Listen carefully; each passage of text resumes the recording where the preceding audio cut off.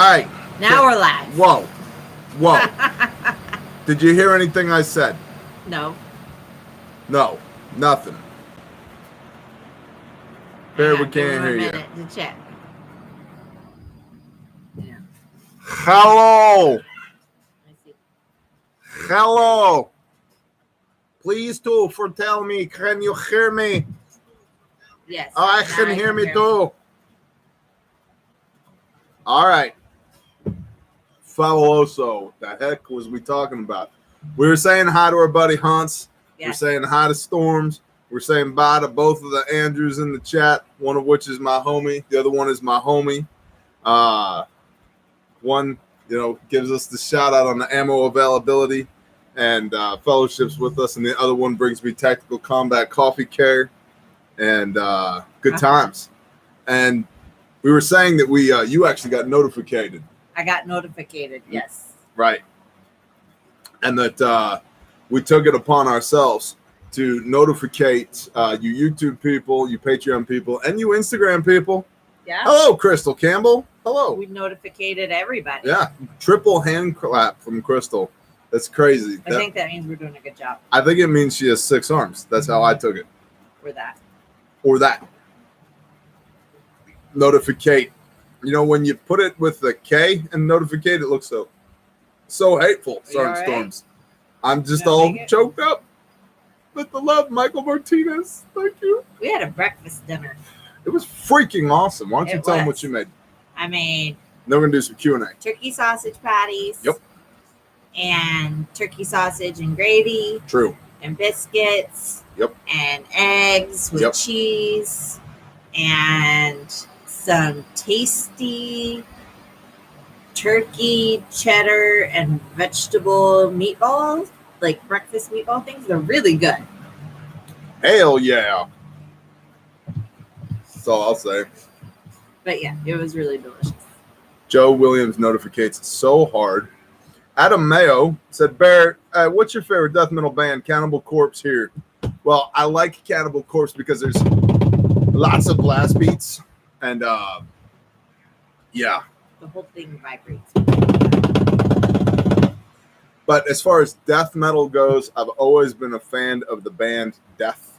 Thinking Man's heavy metal, big fan of the band Death. And then back in the day, everybody was a Slayer fan, but Slayer was kind of more like hardcore thrash metal. And then I was a huge Morbid Angel fan back in the day. Loved Morbid Angel. I liked Monstrosity a lot. Immolation, still one of my favorite bands, but gosh, I mean, the whole thing with heavy metal and subject matter, like that's where you have to be careful drawing the line. We talked last week, I think it was, about music honoring the Father, and yes, if your heart is in the right place, it does, but there is a lot of context and subject matter in heavy metal that's not exactly the most honorific of the creator. Carcass, I love Carcass. He used to cover Corporal Jigsaw Quandary and This Mortal Coil. You know what I mean? What's your favorite Carcass song? You're more of a Swan Song fan. I'm more of I don't listen to that. Adam Mayo, me too. I love Jesus as well. Please recommend an etched reticle optic for the AR-15 platform. Meredith Mayhem, appreciate you. A 1-6 or 1-8 primary arms.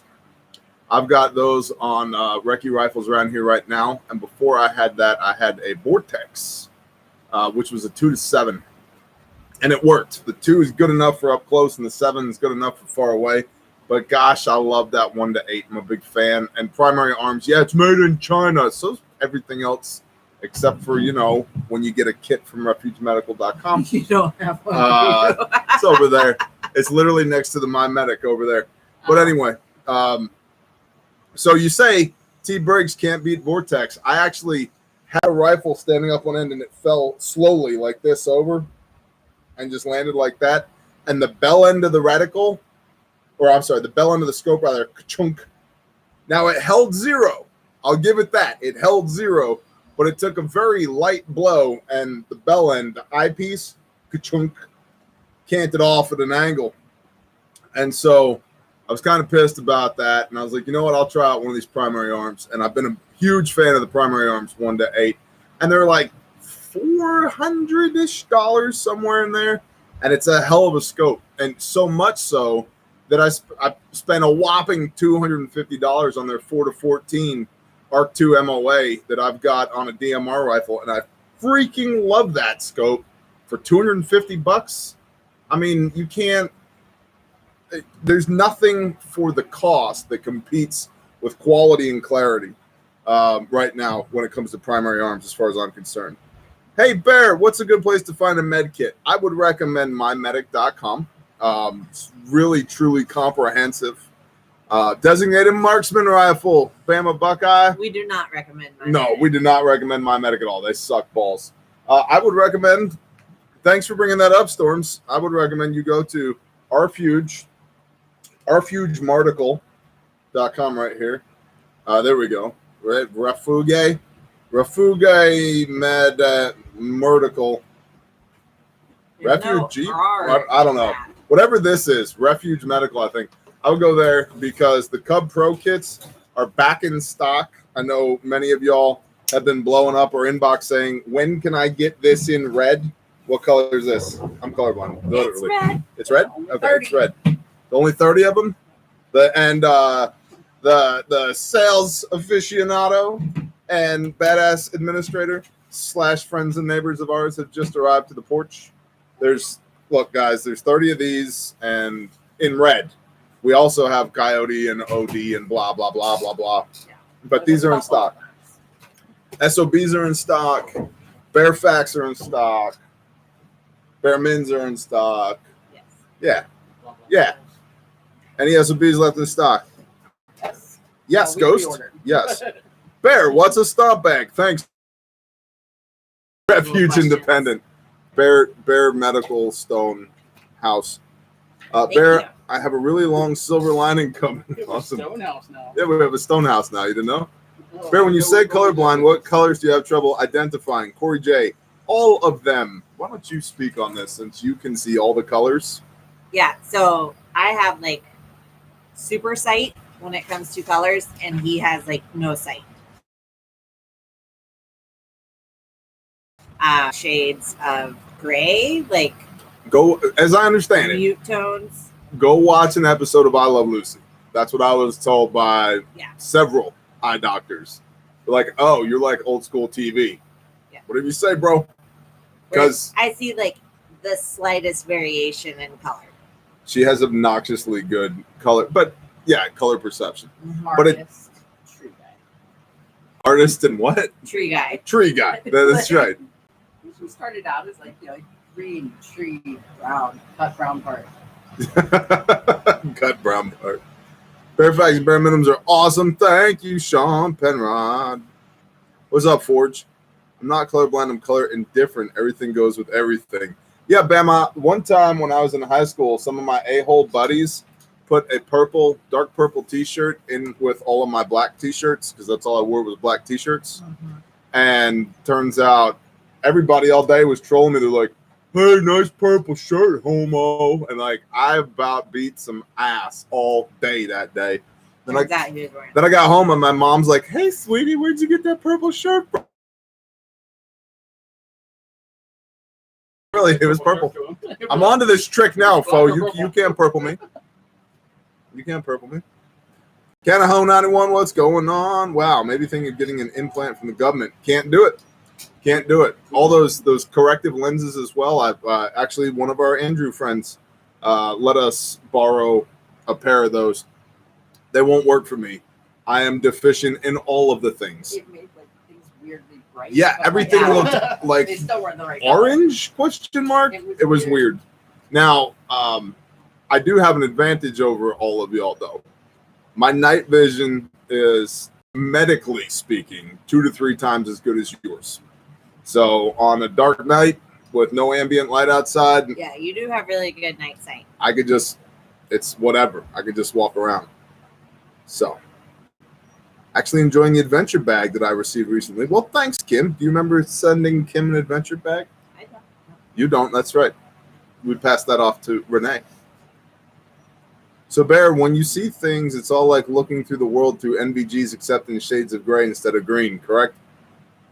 Yes, Probably, I've yeah. been this way since birth, so I don't know what you see, but I know what I see. What's your recommendation on fixed and folding blades? Brian Davis wants to know. Is it time for a Hommy knife review? If you give me one, I don't have mine. Oh, I got mine. You got yours? So, Yours is a little. yeah, so I would say for the money, this is the best folding knife you can get. Hey, that's like 50 millimeters right there. That is know. like 50 millimeters right there. It's like the cutest little thing ever. Like, I can't. It's a raw knife. It's a bra knife, yeah. Yeah. You could, No, it's gonna. there's definitely some peanut butter that could be spread with that. Yeah. It's a box. Yep. So, This is a little too small. Massachusetts. What's up, Derek? Best fixed blade knife. I literally, You like the Gerber. I did a don't you? video not that long ago.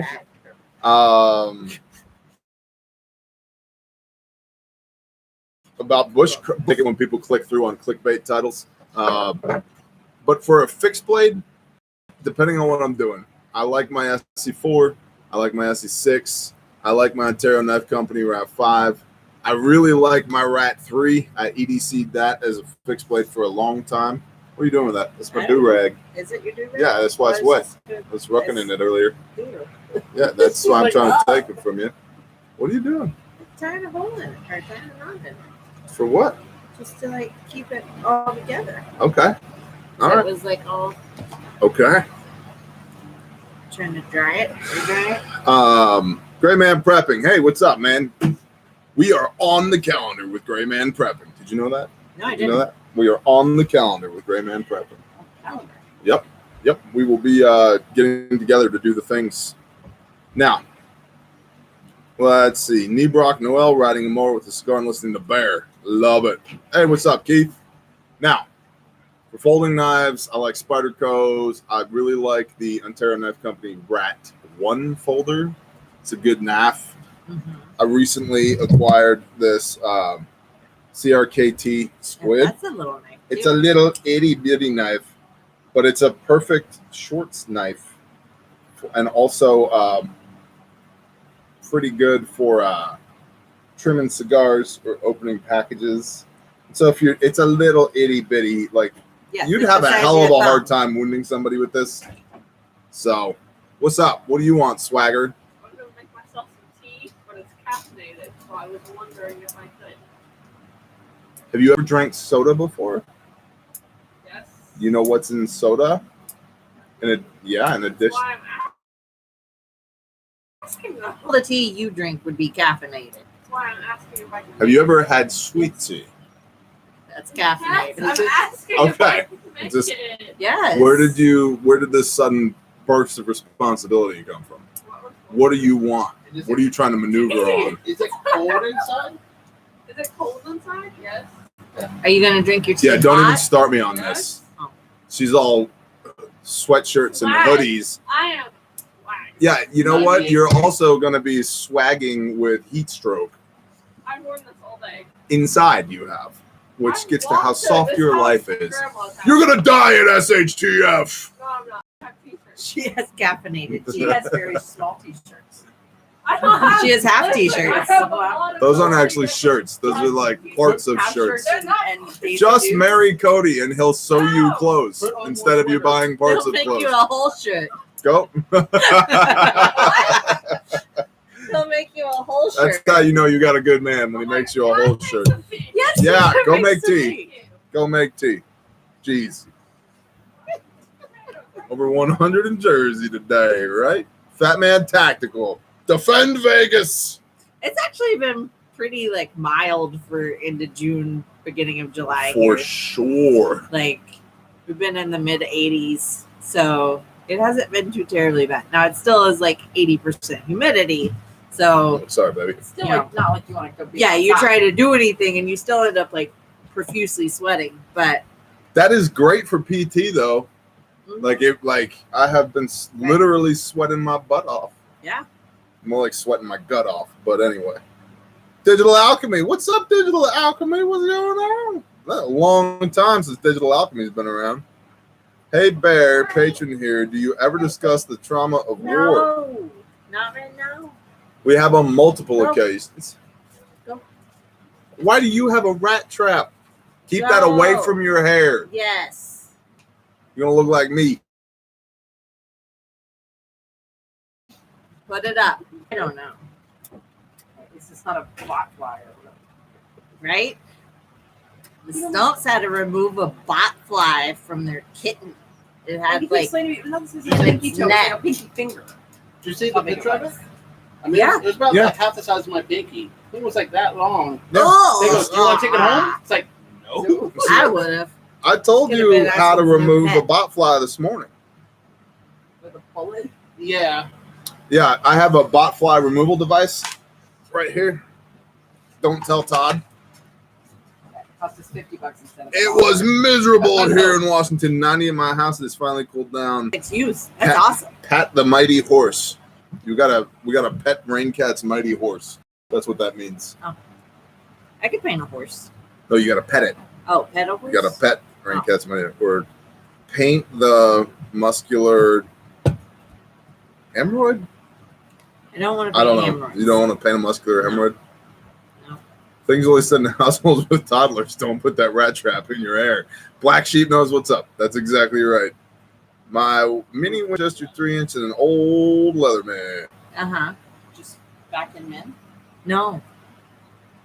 It's An going to be SOB. everything we make. SOB. It's Any- already on SOB. Well, and And then like that bag redone. Right. Okay. Yeah. But not boo boo. no, I think Boo Boo. But we could do boo-boo. Hey, y'all want a woodland Boo Boo kit? We're adding woodland, What's up, Sarah? if we didn't say that. Doing 75 Heart, Fat Man Tactical. That is freaking awesome. Thank you for doing it with us. I suspect YouTube is trying to mess with the bandwidth again.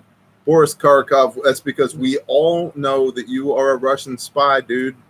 I'm not doing 75 hard. Yes, Marpat Boo Boo kit. Sergeant Storms, just go with Coyote authorized.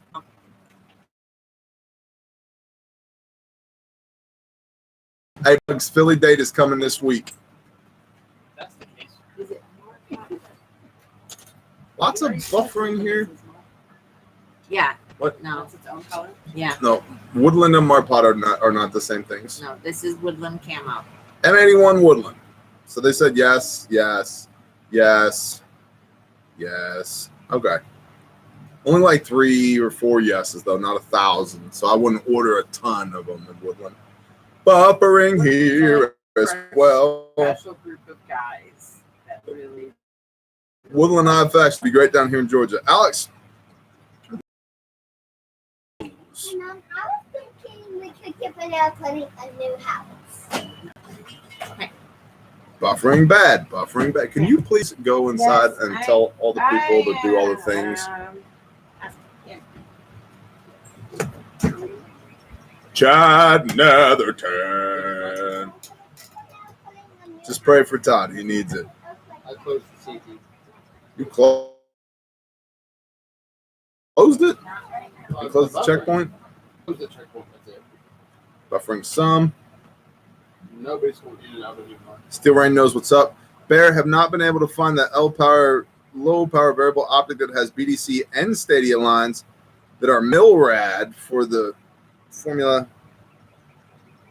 Well, yeah, a lot of them, for example, like the reticle, no, it doesn't have any of that. It has the reticle, which is designed for, it'll give you, depending on what you have, some of them have a ranging thing. If you look at the camera, almost all of them have the horseshoe of death. Imagine my head is the horseshoe of death, then a chevron in the middle of it, like my forehead, and then your infinite aiming point at 100 is the top of the chevron.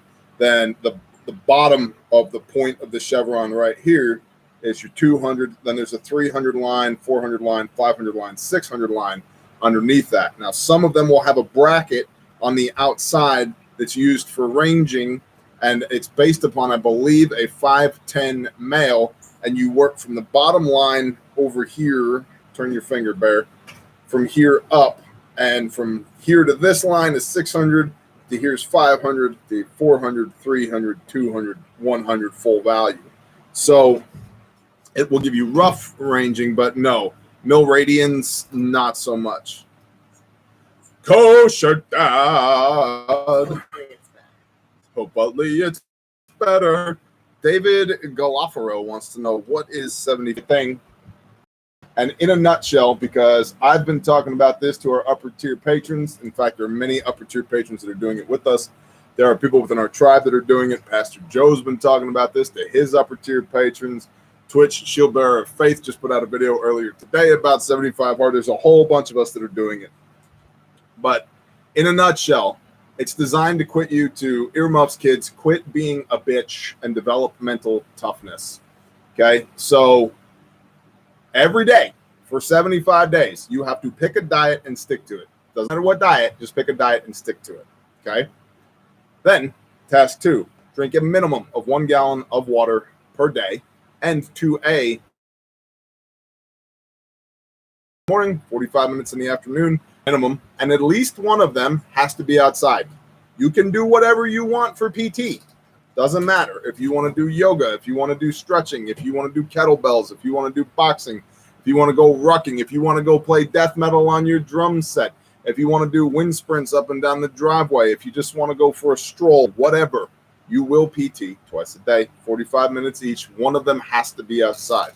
Task number 4, you have to read 10 pages of nonfiction per day. Read 10 pages of nonfiction per day. Task 4B, the B is Bravo, but it's also Bear. I added this one. I like it. You have to read 10 pages of the scriptures per day. That's so hard. Yeah, I know. Mental toughness, remember? And then lastly, you have to take a selfie every day to track your progress for 75 days. And no compromising, no quitting. We are not working out on Shabbat because we believe that the Father's command is more important than this guy's little book. But other than that, like, still be doing all the other things. Can I do recliners, homestead DNA? That's a good workout right there. So, yoga is crazy evil. Okay. So anyway, that's 75 hard. If you want, you can Google it. If you really want, you can buy the guy's book and read it. It's only 130 pages. I started doing it before I had finished reading the book, but it's great. The whole idea is to develop or redevelop or improve mental toughness. Man, it's really hot out there, and I got a PT. Shut up, Buttercup. Go. Oh man, it's pouring rain. Go. I don't want to get up at 5. Go. Oh, I really want a piece of cake. No, fat ass. Like, it's just, and literally it talks about in the book your boss voice and your bitch voice. And you want to, it's like this analogy comes up over and over again. It's like the, Native American story of the 2 wolves, and the one that you feed is the one that grows, and blah, blah, blah, blah, blah. It's the same thing. Like, positive affirmations, negative affirmations. And too many people listen to their bitch voice, and then they bitch out, and they never accomplish anything. So you want to murder the bitch voice and just listen to the boss voice, where you're like, I've been waiting for it to rain around here so I can go rock in the rain. And we had 7 days. Yeah. Maybe a rain. After those, all spring, it has halfway rained. Yeah. And I've just been like, we have to get sunshine. And then we get a week's worth of rain in the forecast. I'm like, yes, I can go rock in the rain again. Hasn't rained. So. But I've had 3. Well, this is my 3rd one for these today. Dragon Shield, because you know, John 16, the Ruach HaKodesh shall convict you concerning sin and righteousness and judgment and cake. So. And cake. Maybe shouldn't cake's not. Yeah, Northern Ozark Homestead. I'm not fat either. I'm just storing calories for the apocalypse, bro. Would Screwball be good in Bear's Disaster Coffee on ice? Yes, it would, with a splash of heavy cream. Ask me how I know, Raincat. Ask me how I know. Would be able to get the Dance Monkey reports on Patreon without a video in the future. The write-ups made noteworthy news much easier and faster to read through. Zub, in a word, no. That's not our current arrangement at this time. Although the Dance Monkeys are still producing reports, one of which went up today on Patreon without a video. So exactly right, Sarah Hoskins, exactly right. But in a word, no, not currently. Copying content primarily for me to convey to you. They're researchers. That's what they do. And so because I'm not producing those briefs daily or 3 times a week anymore, we've adjusted our arrangement with the Dance Monkeys. So now to go back and readjust, it's kind of a, pick a lane and stay in it kind of thing. Make it some now. Roger that, Rain Cat. And don't forget to pet the mighty horse, or whatever your acronym stood for. And it's Screwball Ed Hunt is the peanut butter whiskey brand. That's right. James Travers, YouTube hates you, Bear. I know. Shannon West. 1 year buckets are done. Pantry stock, 7-meal plan complete. Can you elaborate on what's next? Get your water storage and collection squared away, Z Torrance. Get your water, sir. Silver Lining is their name. You want to read that, baby? Thank you for the adventure kit I received today. Awesome. We've had a lot Thank of you, it. Silver Lining. Thank you for buying it. We do have it's black adventure kit bags currently. So yeah, you can praise the Most High. Got it. Not pet the mighty horse. That's good. That's good. Or paint the muscular hemorrhoid, I think was the other thing we said. So that's good to know. Fabulous, Rain Cat. Is that a deadly hemorrhoid? I don't want to know. I ain't gonna find out. Well, or oddball. Yep. A dude broke down and I died. Yeah, so that's part of why you do 75 hard. So the pushing the car makes you not feel like you're gonna die. My co-worker is the bass player for Gizmachi. Well, there you go, Gary Monahan. That's cool. So, good evening, Jonathan James. You're welcome. We have 2 nurses that will train us up. Awesome.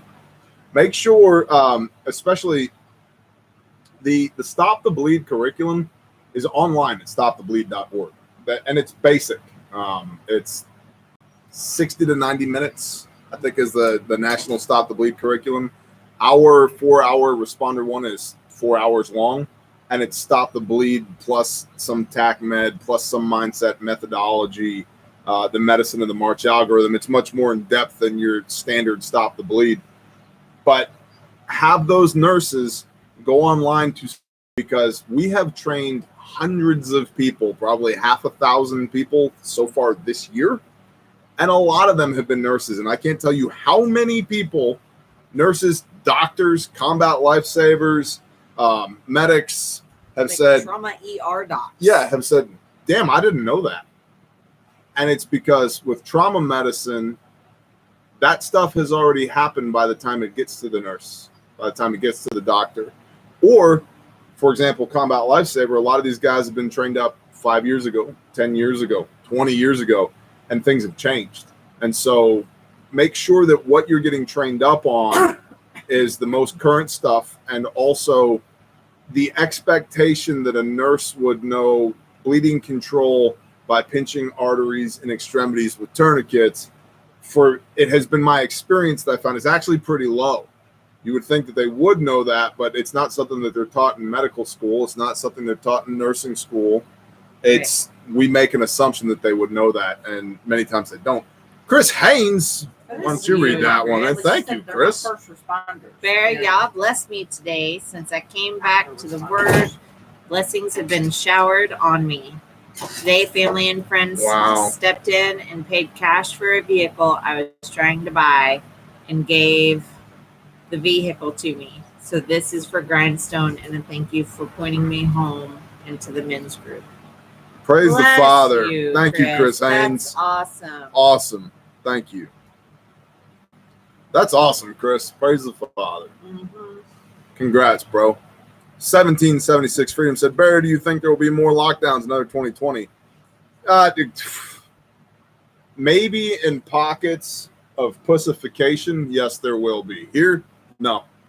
I mean, we're trying to get a vehicle out of California right now that, much like Chris's testimony, somebody has donated to us that we will make good use of. Tag out of California because the DMV is still closed due to COVID. For what, people? It's over. It's done with. Mask off. Like, who still believes this shenaniganry? No, I don't think so at all. Thank you, Silver Linings. So, in certain areas, sure, there'll be more lockdowns. In other areas, nope. And I don't know how many times I said on camera in 20. If you go, nah, I'm going to work, screw you. Guess what? No lockdown for you, homie. Oh, well, what if the grocery store is not open? This is a prepper channel, remember?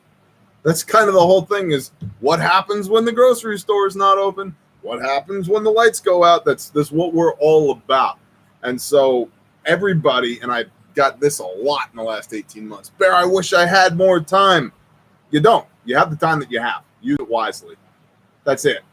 So quit effing around if you are effing around and do the things that you need to do. And if you've done everything that you can do, absolve yourself of any further need to feel guilt or shame over the fact that I wish I could have done more. You did what you did. You leave it all out on the field every day, doesn't matter. But if you're not leaving it all out on the field every day, nah, shame on you. So do I think there'll be more lockdowns? I tell you one place where statistically there will be 0 lockdowns, Eastern Oklahoma. I guarantee you, if there's a lockdown here, it's because we decided to pull the gate closed, probably because the damn bull got out again. That's how we do lockdowns around here. So other places, if you're in Los Angeles, New York City, yeah, you might get, for the Delta variant. I don't even know what the messaging on the Delta variant is. That's how much I don't care. It could literally be a flesh-eating disease with a 90% chance, 90% kill rate within 72 hours. For bald-headed, bearded dudes that smoke cigars and have YouTube channels, I don't care. Taking my chances, bro. I don't care. Not one iota. I absolutely refuse to spend my life in fear. Won't do it. And if anybody else decides for me that I have to spend my life in fear, I will flip them the bird with both hands and tell them to kiss my hairy white ass and then go on about my business. And the wine is, you know what that is?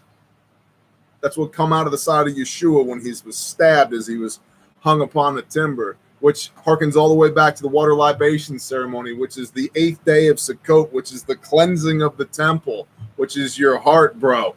It goes all the way. There's 17 layers that goes. Just got tested, pretty sure. Had the vid last January. And you know what, Coyote Hill? You're still here. You made it. Bless you. Go ahead, tell us how you really feel. Oh, Terry, I'm on like a 2 out of 10. Right? Do we ever not? Don't pull my ripcord. We need a bear doll. You pull the string in the back. Kiss my hairy white ass. Do the We things. tried to make a pillow where you could squeeze the hand and stuff. I don't know. The bear pillow creeps me out because some weirdo is going to cut a hole in that thing and use it for snuggle We're times. gonna make holes with pre-made. No, we're no pre-made holes. Pockets. It's not a pocket. What a gosh darn good bear. What's up, Hans? Bless you. Love Sukkot, right? People would buy it. I know they would. It's weird, man. Like, I love the fact that y'all support our small businesses, but there's a few of y'all, like, you need to take a little bit of a break. Like, we need to go on a break. It's not me, it's you. It's just not working out. Like, just take a month or 12. Just take a month or 12 off. Bear doll, let me tell you about the rapture. Oh, goodness. So, A bear action figure could be cool. angry bear tonight. I'm not angry at all. Am I Yeah. angry? You only have knife hands. That's right. Quick draw Glock action. This is not me angry. No. No. Not even close.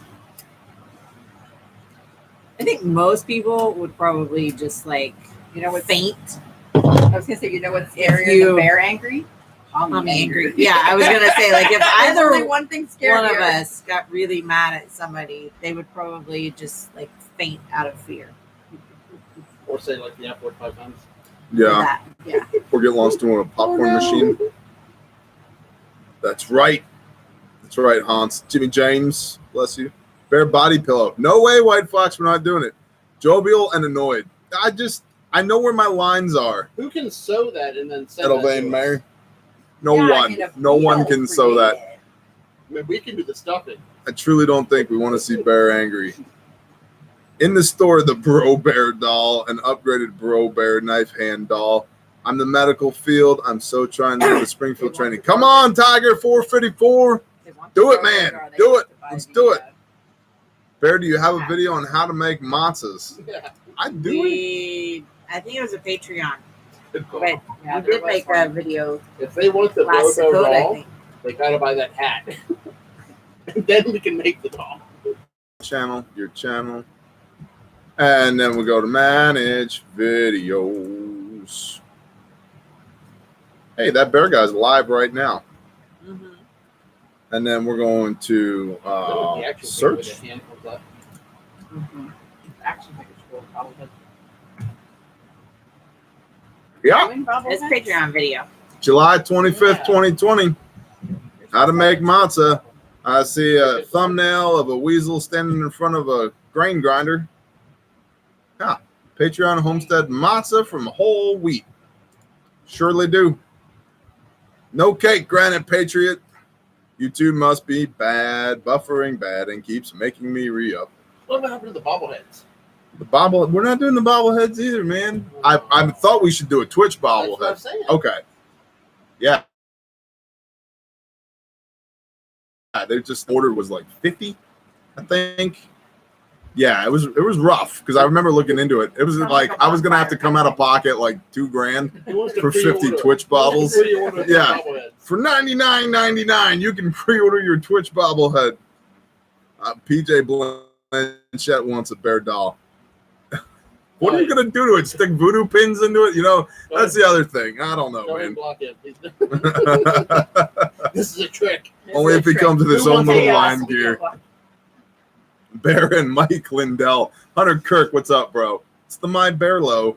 There you go. My bear logo. Let's call him up. Twitch bobblehead saying you've been shot. That's perfect. Yeah.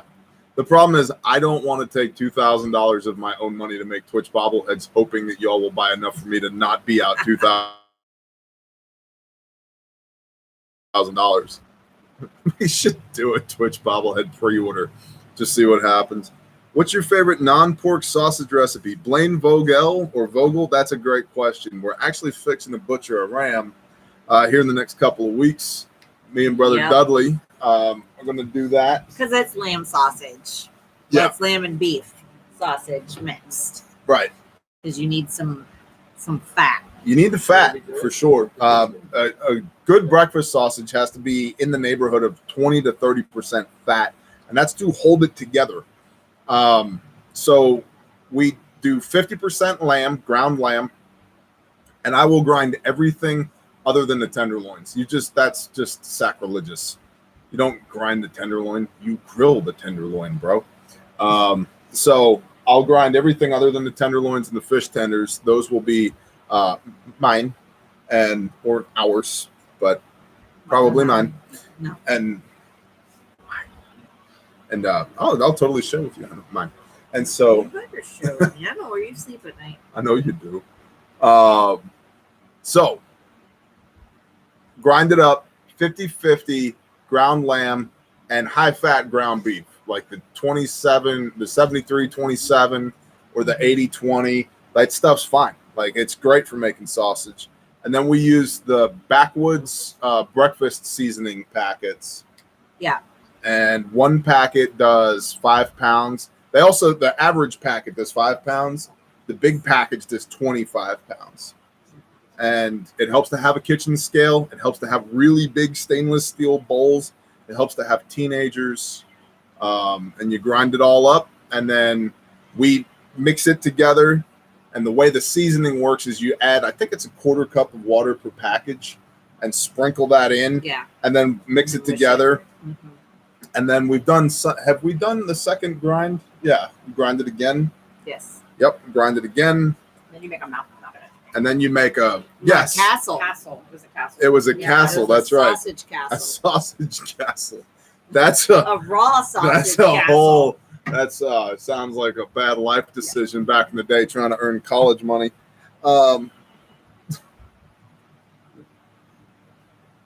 Anyway. Yeah, and then I got this tip from Okie Storm Chaser. Form your patties on parchment paper and then put them in the freezer for 24 hours. And then they firm up, obviously. And they're freaking, Your meat is thin firm. wow.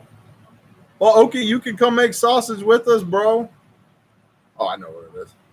Yeah. Hey, I found your Grinder. your grinder. There we go. Handled, fixed. Not having issues with that. Seems like there's a Torah for that. Jay Morris, there is a Torah for that. Arthur Robertson. Can we call the White House that now officially the sausage castle? I have trouble with spices. My stuff has to be plain. Well, you can make it plain too. Yeah, you can add whatever spices. Or like half the It doesn't be spicy. Like you can use basil and sage and oregano. You don't have to use- Right. Yeah. Yeah. You don't have to use black pepper. but it's delicious.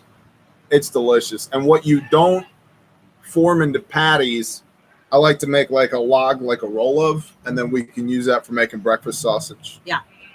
Looking for a good wheat grinder. Any recommendations? Yes, the country living. Be prepared to take out a second mortgage. The country living works great. They have clean casings, Andrew, for sausage links. Yep. Yeah, in fact, that was one of the things I was actually thinking about experimenting this time. Is I'm thinking about separating that ram for a few days so that his colon's empty when we butcher. And because that's sausage casing, people. Next time you're biting into a nice bite of sausage, you are eating a swine's poop chute, bro. That's what, like, that's sausage casing. And or a cow's colon, intestines. Same thing with sheep. Like mine untasted. Yep. Yeah, we tried it where like we just like formed them, Yeah. like made like a Logs. like a sausage worm Mm-hmm. kind of, and those turned out all right. More like breakfast sausage. I was just thinking about my grinder right before the sausage talk. Yeah, we still have this grinder, right? Yeah, sitting Yeah. on the dining room table. Like I have it pulled out, set aside, Okay. ready to get back. Well, it sounds really weird saying, hey, you should come to the sausage party, brother. But you should come to the sausage party, brother. Sausage party at Woo! Woo! Bear, what's the cigar company you get cigars from again? P for plenty. Chaffiote Cigars, Chaffiote Collection, which is Chafffiot. I will pass forever. There's a Leviticus for that.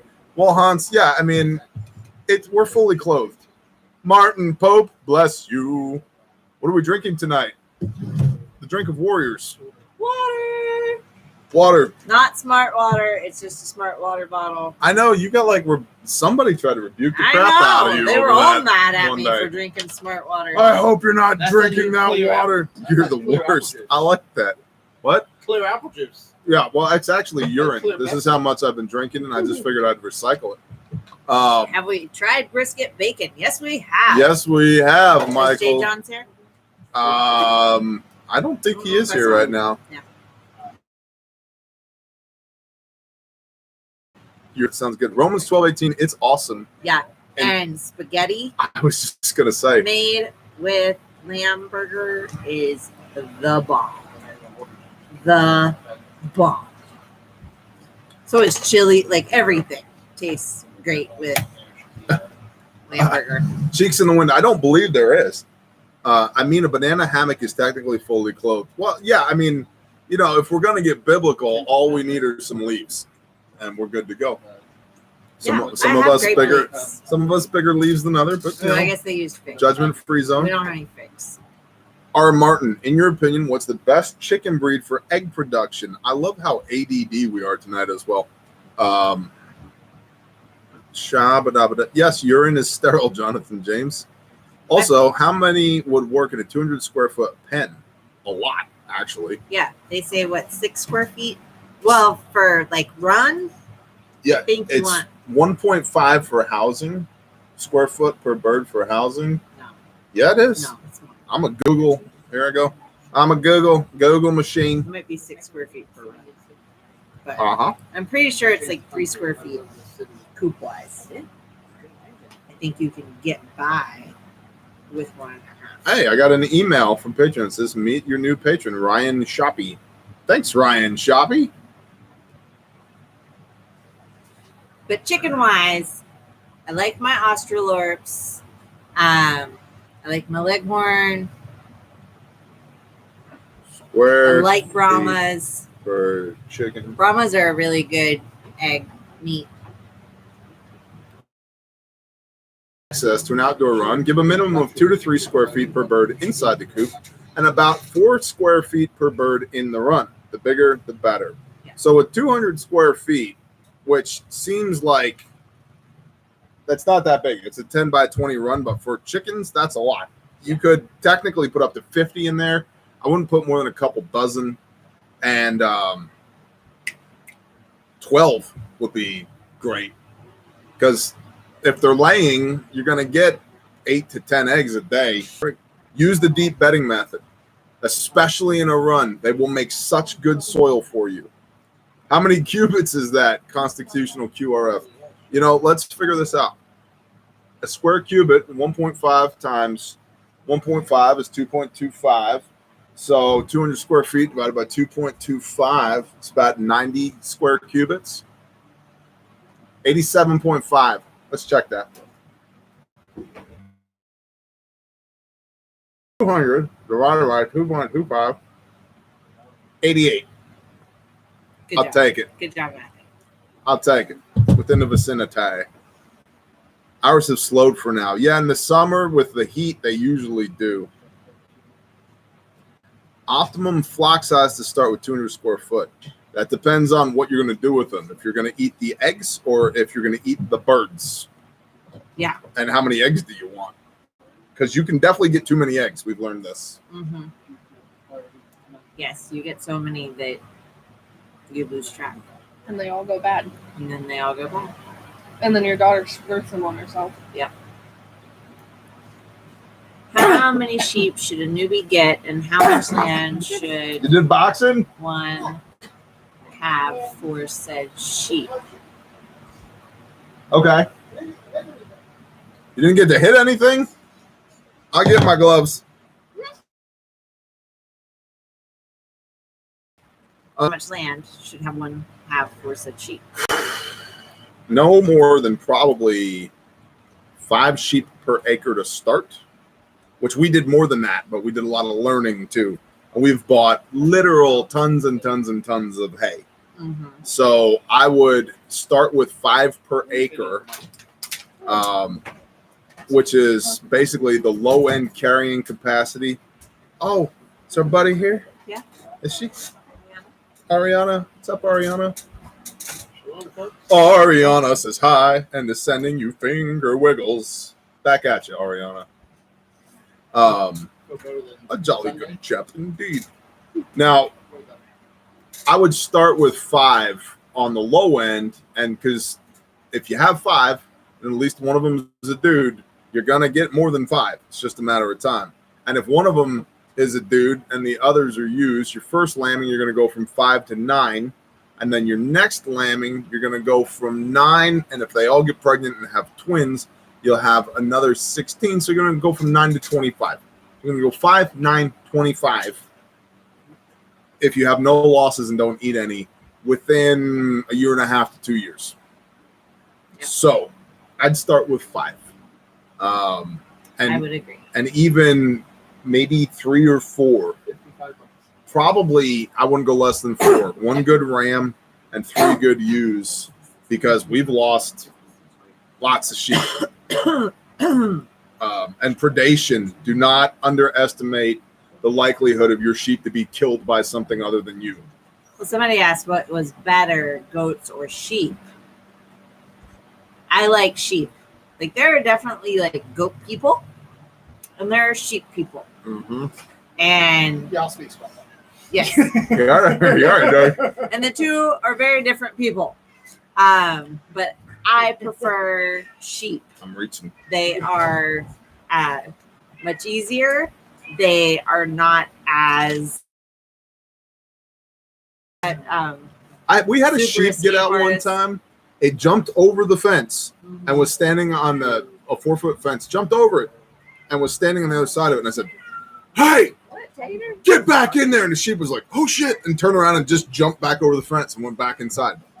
Forget that with goats. Can't do that with goats.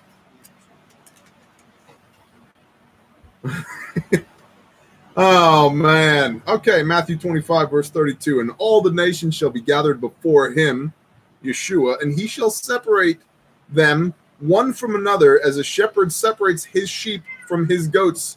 And he shall set the sheep on his right hand, but the goats on his left. And then the king shall say to those on his right hand, "Come, you blessed of my father, the sheep, inherit the reign, the kingdom prepared for you for the foundation of this world." He doesn't say anything else to the goats after that. I don't mean to make any correlation to our goat people.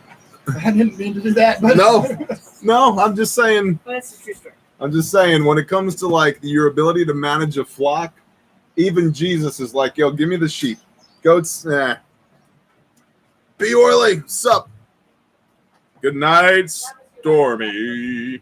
Goats also do literally stink, Randy Simmons. A billy goat smells terrible when he's in rut, like disgusting.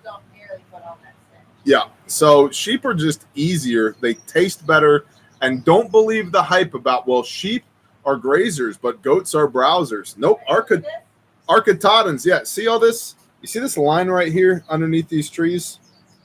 That's 4.5, 5 foot off the ground. That was all done by sheep. All done by sheep. Proverbs 27:27 is Bear and Homy's favorite verse. I like 27:17. Just a friend of mine told me today that Hillary Dunn got hung last April. I said, couldn't have happened to another girl. Well, I don't really agree with either of those. What about goats for milk? I know people who have done it. I have no experience whatsoever with that. But if they're going to stay in milk like cows, you got to keep them pregnant, and you got to keep milking them. If you milk them, they'll make more milk. If you don't milk them, they won't make more milk. Electric fence for sheep, Andrew Barnes. That's right. That right there's the 35-inch electro net from Premier One Fencing. Recently shot a Patreon video about that. You guys will be seeing soon. 23 Delta Shalom. So sheep taste like crap. I know it is. A little bit of sweet feed goes a long way in making that meat nice and tender. Fat is flavor. Like, that's just it. Fat is flavor. That Proverbs 27:27, goat's milk. Yep. Yeah, milk for your girls. And what does it say? It'll be used for the price of your something. Gosh, now I got to go look it up. while you're doing that, I didn't actually get to hit anything except for air, which doesn't surprise me. First day of a boxing class is stance and form and all of that fun cardio stuff. Mm-hmm. You know, I don't know if I should be honored or insulted, because my first day of boxing class was Dudley. I think he was just looking forward to he was looking forward to hitting you, and then he got roped into doing boxing for everyone because of that. Yeah, I think so. It was 3 rounds of me learning just how good Dudley is at his job. Because it was light touch boxing, and a couple of those light touches, I saw stars. And I'm telling you, like, I could only get near him when I wanted to. Then, Tamara, we don't shear our sheep. Our sheep are hair sheep. They're Katahdins, so they don't require shearing. their woolly coat. And the ones that Every they year. don't fall off, because some of them the wool will not fall off, Mhm. they get turned into breakfast sausage, or they end up rotating slowly over a fire like this. Proverbs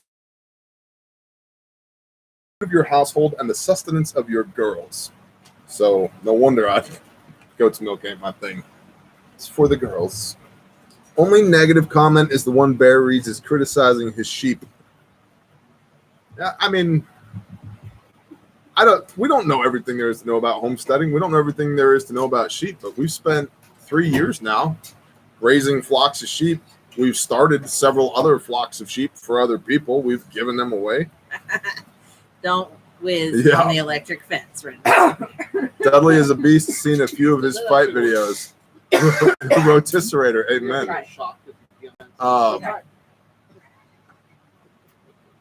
Didn't Mythbusters do that? I want to watch. What? Were they? Go piss on the fence, see what happens. Lone Gunman, we love you back. It works, but it's not a. I really don't but want to Vince find out. V isn't steady. It's like there's like air droplets. Like Has to be it's a I don't bunch know, of when you droplets. drink 6 to 8 liters of water a day, it's Yeah. pretty No, steadily. they did. Like That's like knocking the top of a fire hydrant right now. Do sheep escape and kill gardens like goats? Yeah, You I want to got a speak to mistake that? yesterday. ours do not. I got Like to like 10 ours o'clock and I still had are content good with sized being water drink. contained. You get no sleep. I was like, And Yeah, I told him, I was like, you have to even power it down in the morning. my neighbor so who this has morning, before I goats, left work, I hers changed get my water. out, Yeah. but I think we've offered enough of Yeah. a deterrent Yeah, with mine was paintball guns My and problem pellet is I was doing guns apple juice to keep first. them from Yeah. trying out So, the garden. worse, And I think that that's where we've been saved. Like if they had tried it, really do that. they would probably come back. But we've kept them away enough that because they do, like they cross our fence. We share animals. I've heard you can't move them north and south, but you can east and west. Nope, we've not had that problem at all. In fact, they got out one day and they were quite north of here. So my goats walk around outside their pens with me. Well, I mean, there's something to be. People keep pet raccoons too. Everyone has a plan till they get Dudleyed in the face. Agreed. Goats do not eat weeds like advertised and whine and cry all day long. That they do. Yep, they They're are noisy. verbal little bastards. Yeah. And Uh, sheep are too, but only like because we're very routine about their feeding, so like they know when they're supposed to be fed, and that's about the only time they get noisy yep. is when it's feeding time. I feel like you play guitar with a name like Fretley Wambar. What's that thing called? Guitar Hero. So there's a floating bridge, and it put the thing in it. I can't remember what it's called. Anyway, said, are you tracking the songbird die-off moving across the country, starting to get warnings to small flock owners? Yeah, we've Suspicious Observers talked about that like 3 days ago. Well, no, theirs was the pigeon race, and basically 5,000 pigeons just disappeared. Right? So they didn't return, but that's due to magnetic anomalies. Mm-hmm. That's a lot of little notes. White fox, yeah, tremolo, but there's a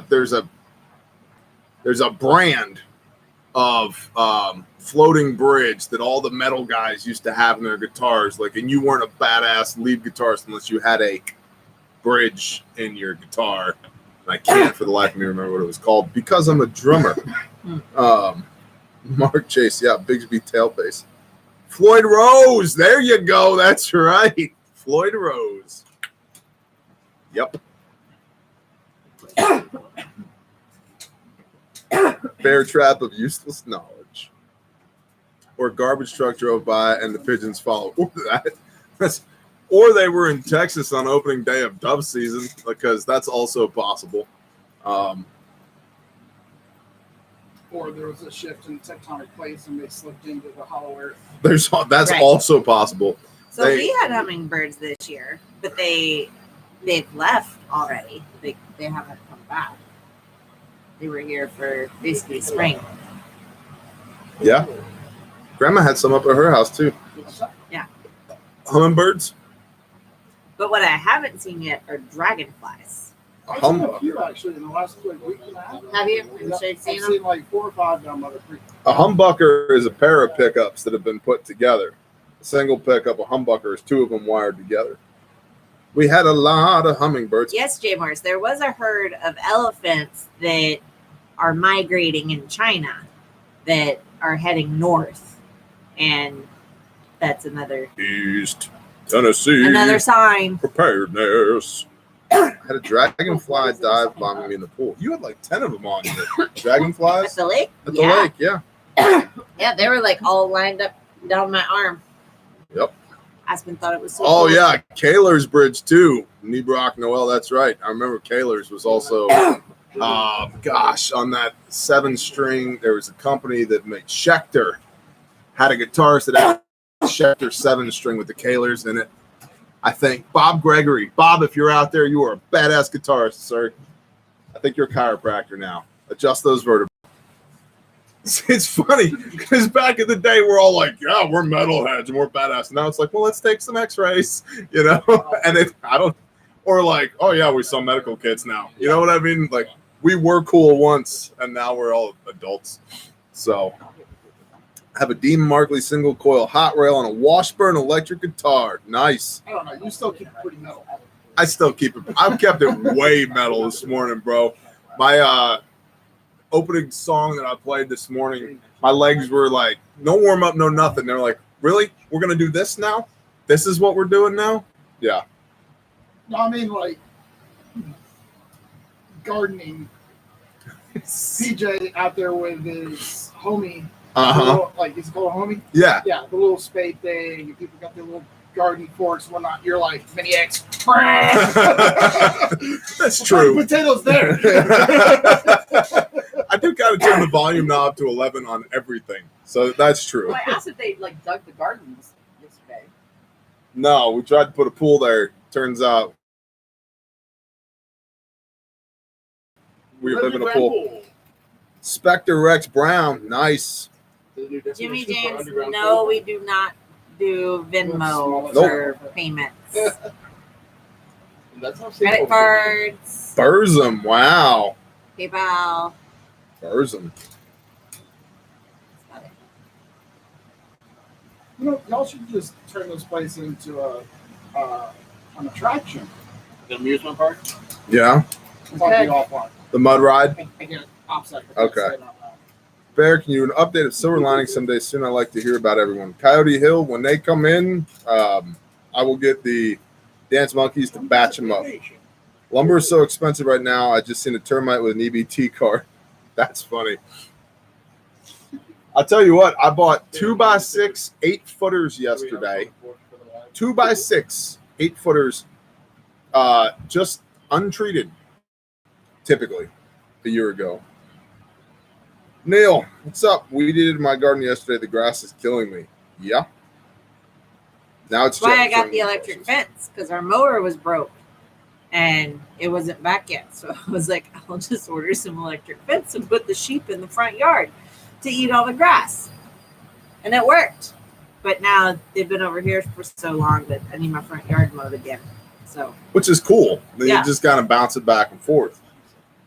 Bear, has your outhouse turned into a storage room yet? No, it's turned into 3 storage rooms, Frank. Thanks for bringing it up. But we have a brother who is bringing a sawmill here on next week. And we have every intention of setting that sawmill up. And we have a skid steer back on property for log handling.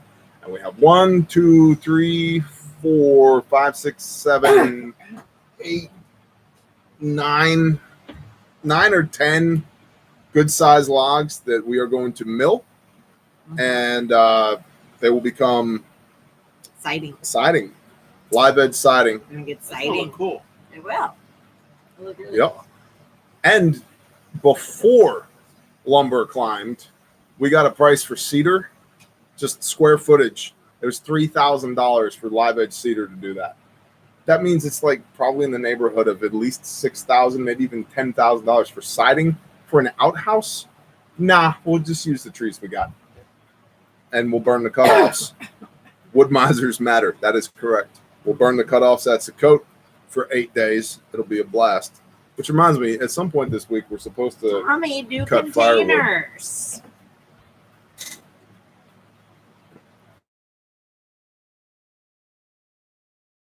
It's one of the reasons why I went container this year is because our springs are so wet. So wet. And now I do have to water now that it's summer and it stopped raining. But I really like the container gardens. Any thoughts on the mysteriously high lumber prices and a connection to the Biden infrastructure plan to decrease individual home ownership and replace it with renting? I think that's a bit of a leap in my mind. Lumber is a commodity, and in times of inflation, the value of lumber is going up because it's a commodity. Over there behind the cigar Additionally, box. You know it, Andy.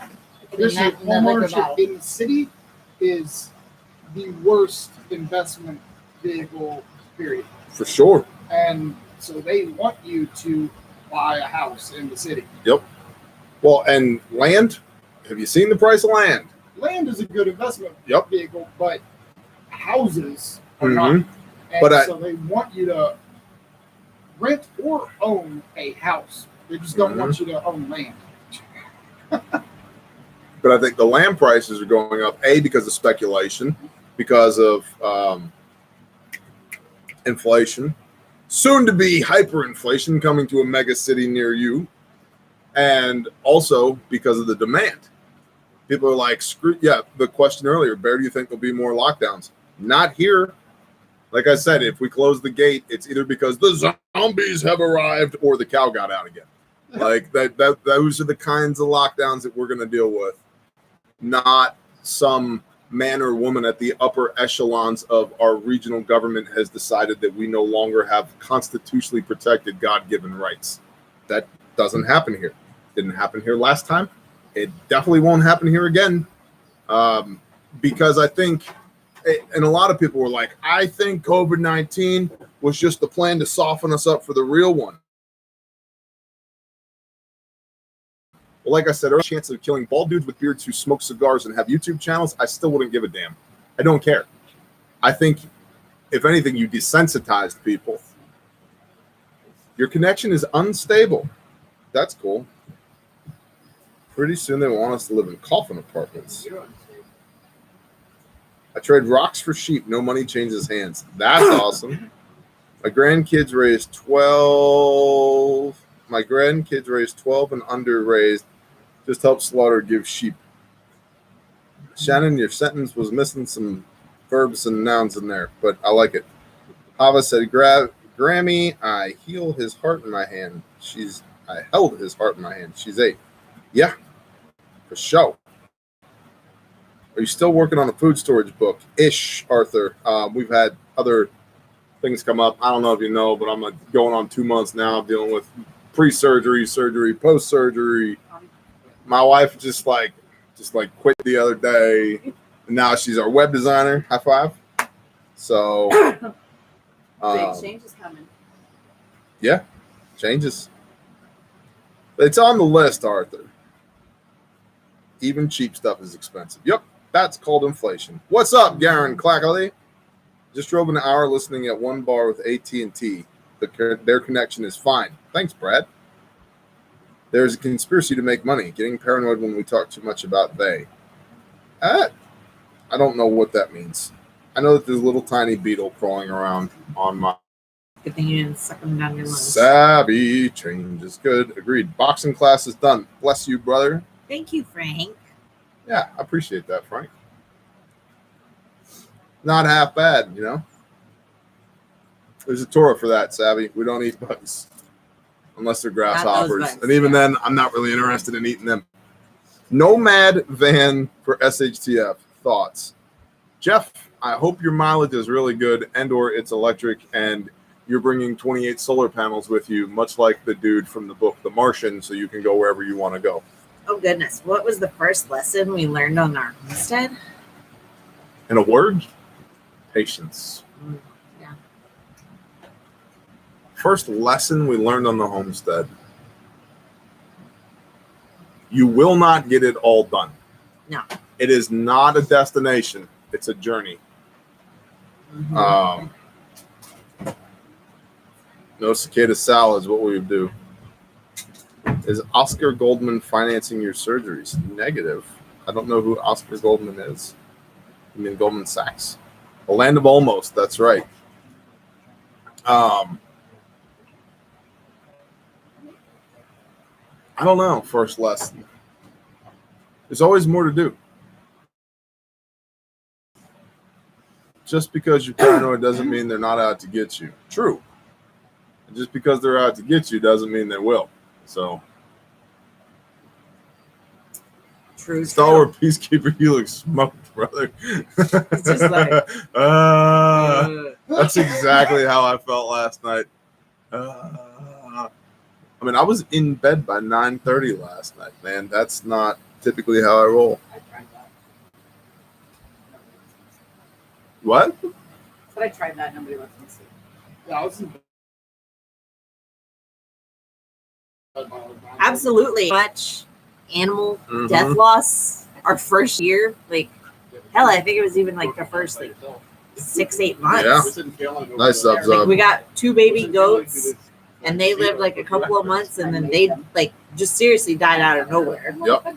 And And we didn't even know why. no, That was really disheartening. yeah, we just woke up one morning and they were both dead in their little house. And then, you know, we started with our 2 sheep, and then we ended up getting 1 or 2 baby lambs, I think. And then we had a dog, ended up killing all of them. Yep. And Good point. it was just like chicken death, you know, because we didn't have Sam, basically. And so possums and skunks and everything like ate all of our chickens, and raccoons. yeah, like it was nonstop. We have. Things dying. We did a video about that. Yeah. Just like, I think there's a lot of people who want to, and rightly so, come out of Herd My People and come out into the country. Once you start homesteading, like, remember that the man was created after the first Sabbath, and the first directive he was given by the Father was to rule and subdue. Okay? There's a lot of loss of life that comes with homesteading. Some of it's intentional, some of it is unintentional.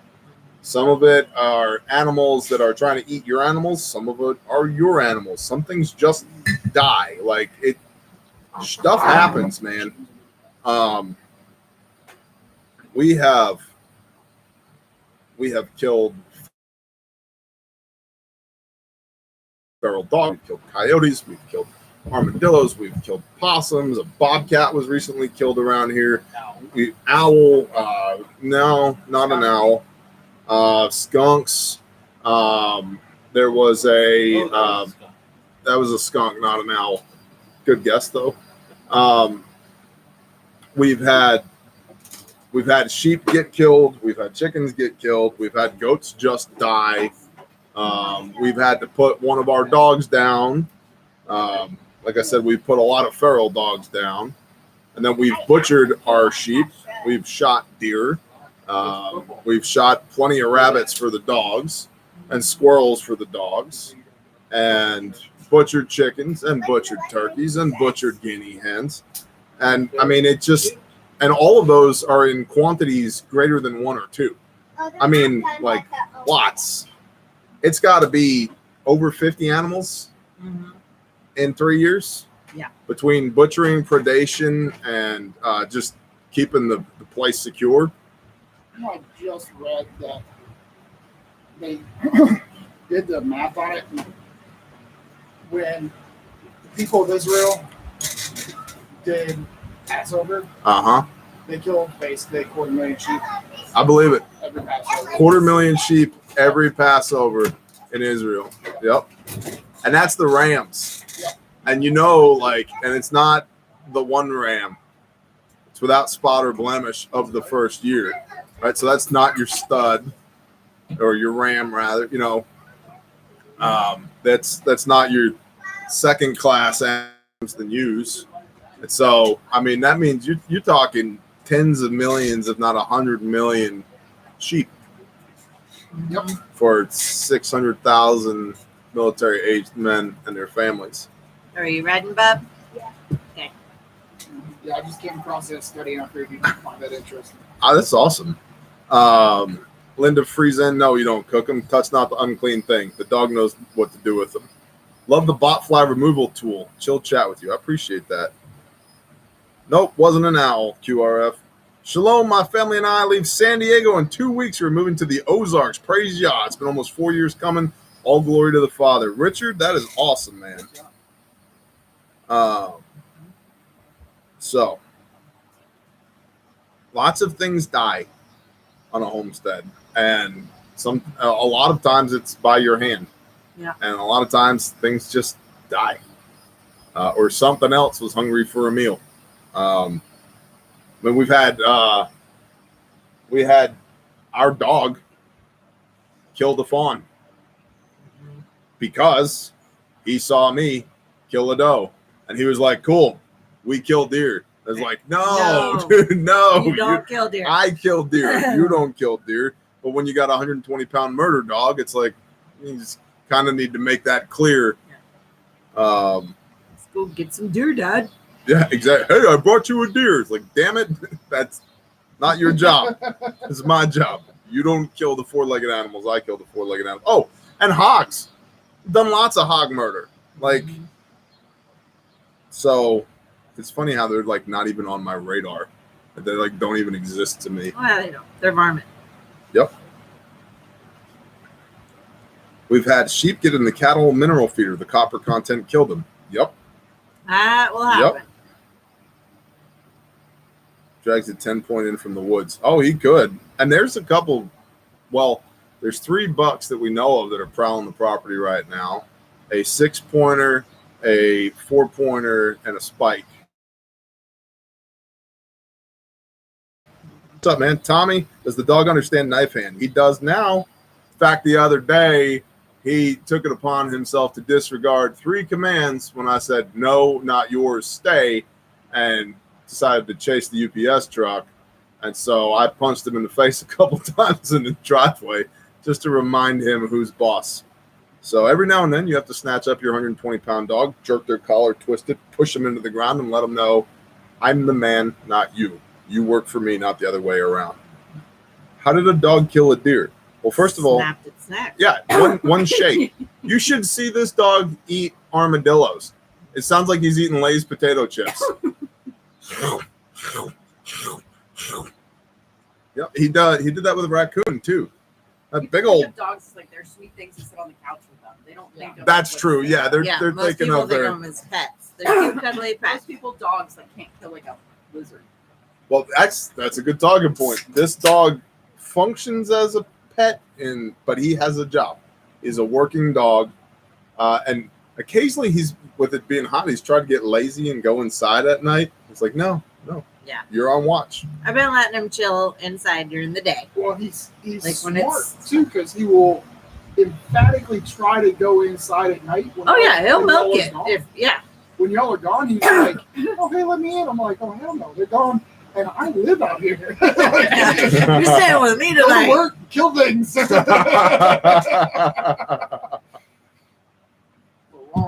Barking up the wrong tree on that one. He's an Anatolian Shepherd. Yeah, I have no idea where he is. He might be inside right now. I saw him over there earlier, but he could be anywhere. Sam! Our German Shepherd will take down a deer in a heartbeat. Tamara, if you want another one, just let me know. Yeah. Our German Shepherd will bark timidly at something and then go stick his nose into the electric fence again. So, Otto has tested the electric fence a couple of times. He has not learned his lesson yet to Yep. not touch the white fence. Cassie, I've met your dog. You got a big dog. Yes. Romans 12:18 has got 140-pound Anatolian Pyrenees. Yep. I have an 80-pound boxer who thinks it's a game when I belt him in the chops. You know, Jay, honestly, and you may be joking. You probably are joking. But they need to know who's boss. They really need to know who's boss. And that's why occasionally I will snatch Sam, our Anatolian, up by the scruff and put him in the ground. I've made him piss himself several times, but a couple times he's snarled at me and try and get big, and I have thrown him across the front yard and popped him in the back of the head a couple of times, because a dog that big that can break break the neck of a 20-pound raccoon that fast, or just kill a deer that fast, he needs to know who's boss, and he needs to know where he is in the food chain.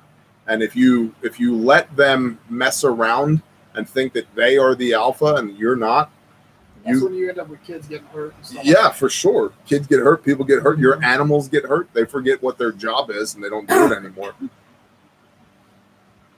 All right, Tamara, whatever. You have to show dominance over them for sure. Got to know he's not the alpha. Yep. Well, Sam, Renee was talking about most people have a different concept of dogs. Sam, I feel like if things went totally pear-shaped, we would be fashioning some thick leather armor for him. Yeah. And he'd be going Battle into dog. battle right Yep. next to us. For sure.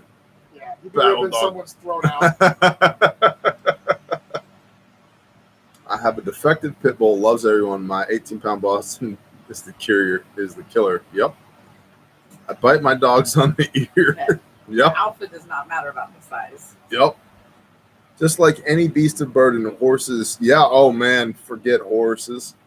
I am not a fan of horses unless somebody else has fed them, mucked their stalls, walked them, brushed them, wiped them down, and broken them. Then yeah, I don't mind horses.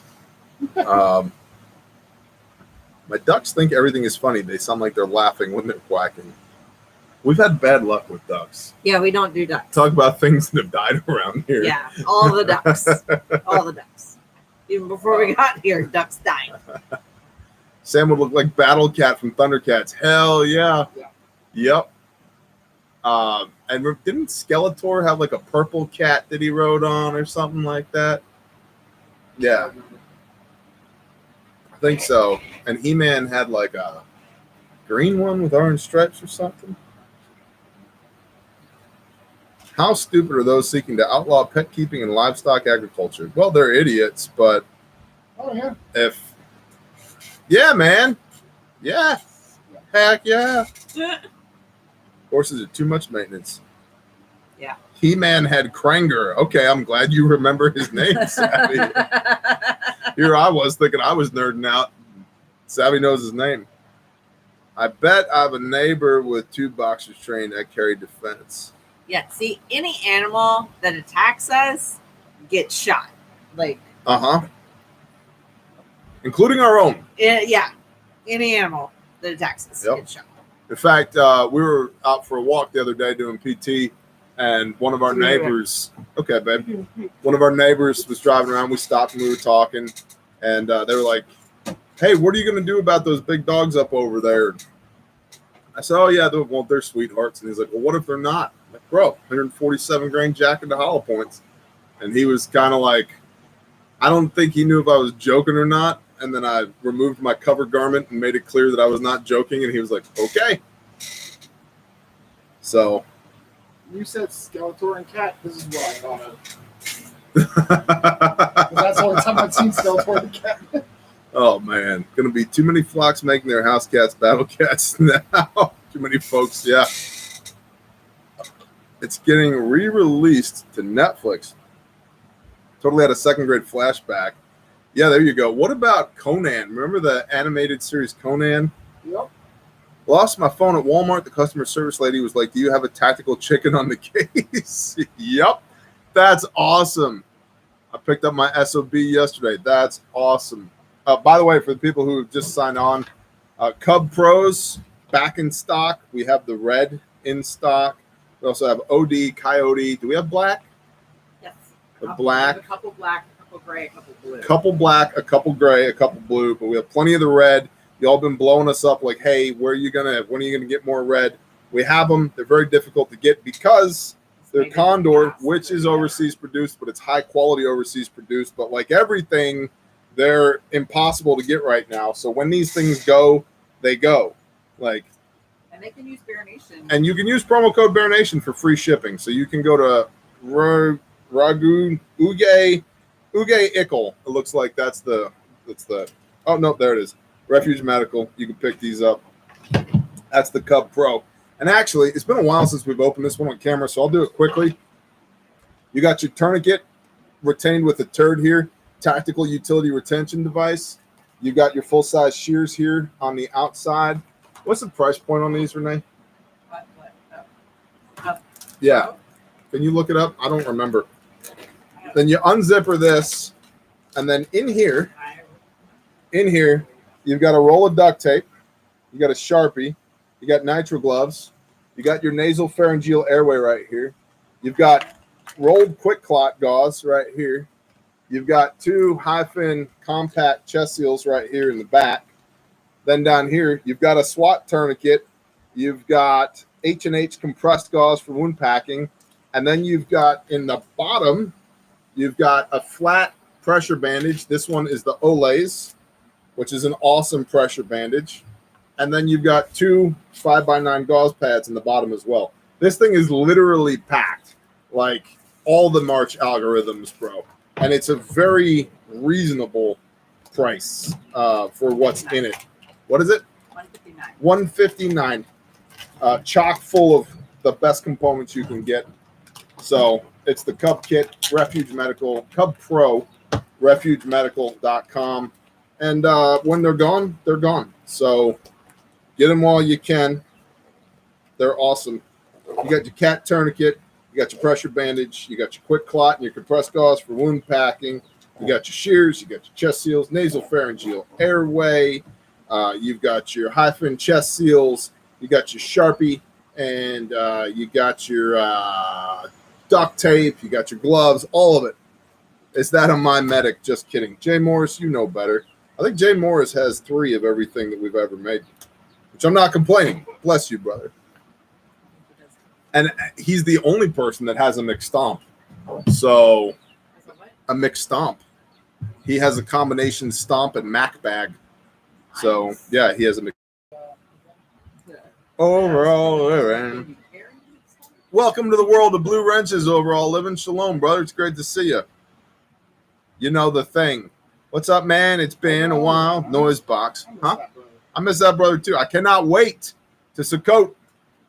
Cannot wait. Noise box, what's going on? Overall living has one, and it's great, he says. Phenomenal. Christopher Unger, Q&A. Been a patron since almost day one. Why do your posts to YouTube always say patron-only video? Well, you're watching the video on Patreon that is hosted at YouTube, but it's an unlisted link, which means you can only find the link on Patreon. And so for a while, we were using Vimeo for Patreon, but Vimeo had a lot of integration issues. It wasn't working on a lot of people's platforms. We switched to Vimeo because even our unlisted videos, YouTube was giving us a ration of shit over. They were deleting videos, specifically firearms-related videos, before they ever saw the light of day, even in restricted access via Patreon. So we went to Vimeo. That wasn't working for a lot of people. So we went back to YouTube, and YouTube has not done that since. We kind of raised a stink with them about that, and they've left us alone since then. But that's why if you're on Patreon and you click the video, you'll see a YouTube video pop up, but it's not available to the general YouTube populace. It's available via a link only, which lives on Patreon. And so YouTube hosts the content, but I post it to Patreon. That's how that works. And thank you for being a Patreon since basically day one, or Patreon patron since day one. I do appreciate that. That's the best way to support the content that we produce, is to become a patron. The $1 tier no longer exists. If you're a $1 patron, you're grandfathered until such a time as you change your tier or quit. Barrier to entry is $5 on Patreon, and I'm telling you, for the value that we bring at Patreon, it's a small price to pay, and I don't feel cocky at all saying that. There's if you watched one Patreon video a day and started in the backlog, it would take you 4 years to catch up. That's how many videos are at Patreon that have never seen the light of day here on YouTube. It's almost entirely exclusive content I have cross-posted less than a dozen pieces of content in 3 years between both platforms. And so there's 1,500 exclusive videos there on Patreon. So global warming, summer hot, winter cold. Hopes this helped. Thanks, John. Hey, Bear, are you having a problem with getting components or selling out of kits too fast? Terry, it's both, because it's difficult to forecast sales, especially when you do a launch. But then also, especially the pouches are unpredictable. That's what's difficult about it, which is why we've leaned into American manufacturing. And so our top sellers, the Bear Fat, the Bare Minimum, and the SOB Small Back Kit, are all produced here in the States. We have 3 subcontractors, 1 in Connecticut and 2 in Arkansas, that make those kits for us, make those pouches for us. And those are our best sellers. And that's what we promote. And as time moves on, we will move more and more product into an American-made line, because I literally can't get the overseas-made stuff. And so why even bother? We'll just make it ourselves here. But all that takes time. All that takes money. And it's a long game. It's not a short-term thing. So, hey, Bear, I just bought a big Berkey. Do you have any setup advice? No. You know why? Because my wife set up the big Berkey. But it was on your channel. Was it? Berkey videos on your There's a channel. Berkey video here on YouTube, apparently. So, Bear, I just recently completed the Stop the Bleed class in Paola, Kansas. Looking forward to the 8-hour class. I hope it is the same facility here in Kansas. By the way, I need to get a hold of Twitch. Okay, so email admin@Bear Independent and put attention Twitch, or you could email shieldbeareroffaith@gmail.com, I believe. Yeah.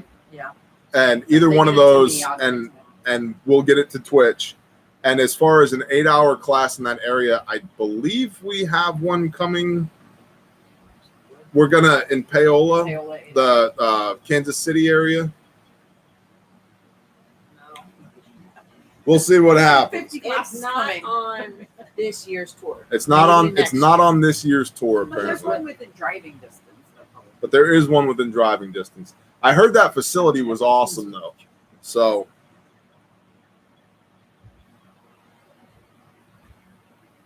How much did the lumber cost in the background? Back in the day, that was like a couple grand. Now, probably 10 grand.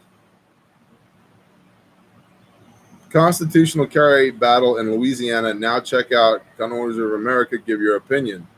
Thanks, Backyard Prepping. So here's the thing. Every state in the union has constitutional carry. Some recognize it, some don't. But constitutional carry is a federal issue. So it only becomes a state issue if it's not specifically addressed at the federal level. This is called the 10th Amendment. And the Second Amendment says the right to keep and bear arms shall not be infringed. So you have constitutional carry. What you don't have are politicians that recognize your constitutional carry. Just so that we're all clear on that. And what you do have is law enforcement agencies that enforce what that state politician. Yes, you also have law enforcement agencies. That's literally what they are. They are law enforcement. So, Bear Independent, I just got my confirmation for the class in Springfield. Thank you and God bless. Andrew Williams, thank you.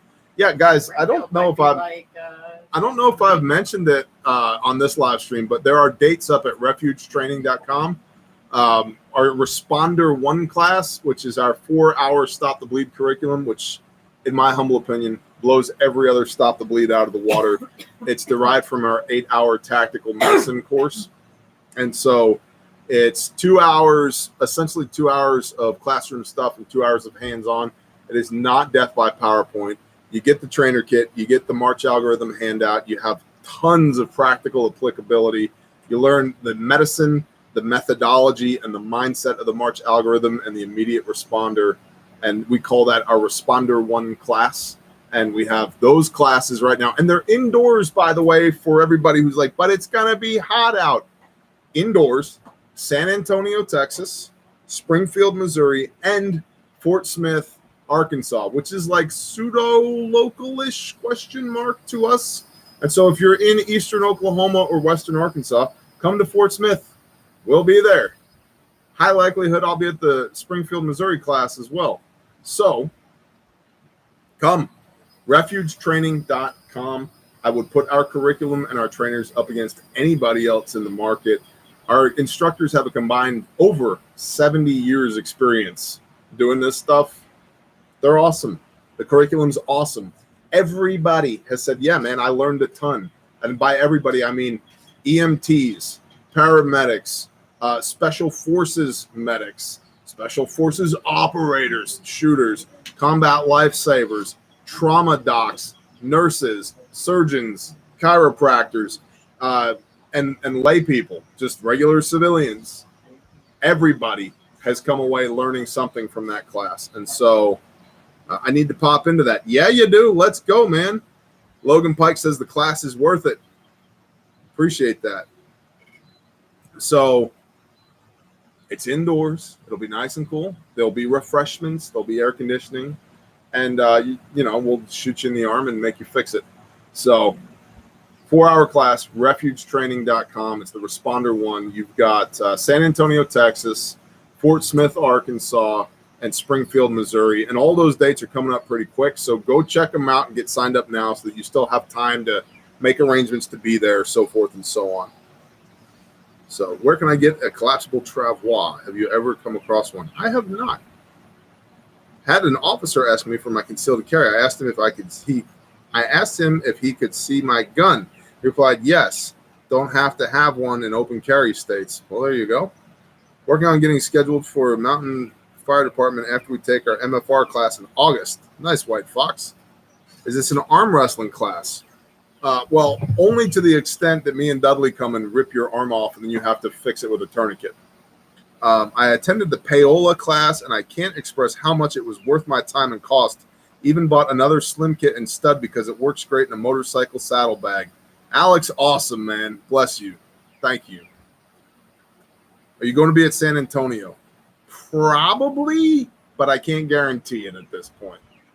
Let's Refuge collab with Valor Ridge needs to happen. I agree. Somebody tell Reed to get at me. I've reached out to him a few times. I imagine he's at least as busy as I am. So maybe y'all need to go over there and tell Reed, hey, you need to get with Bear and do a collab because I'll be all over it. If I show up, you're in trouble for the arm wrestling. Oh, man, there's going to be some wrestling over all living. Let's bring it. We'll do it for charity. All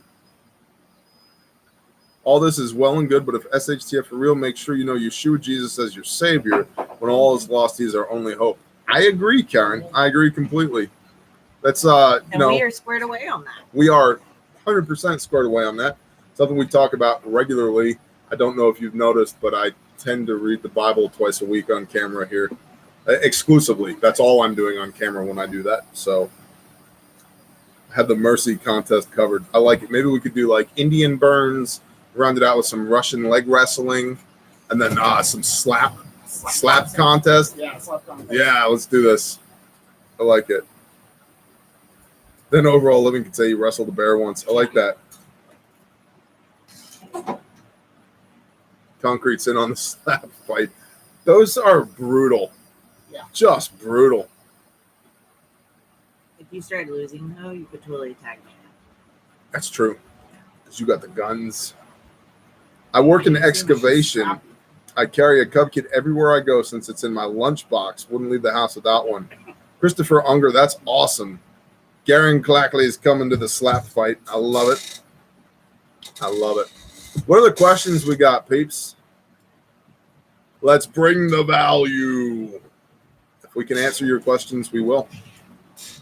I bet you would mess someone up in a slap contest. Just thought about it. You got good strength, but it's all focused on your tiny lower hand. Less distribution. Is God's girl Karen, bless you. Yeah, you don't want to get slapped around by my wife. Plus, like, if she's angry, if she goes into like angry mode, yeah.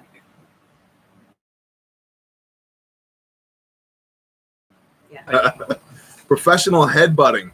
So this morning, our dominant ram and one of his sons had decided that he wanted to be top dog, and Jose, our dominant ram, was like, nope.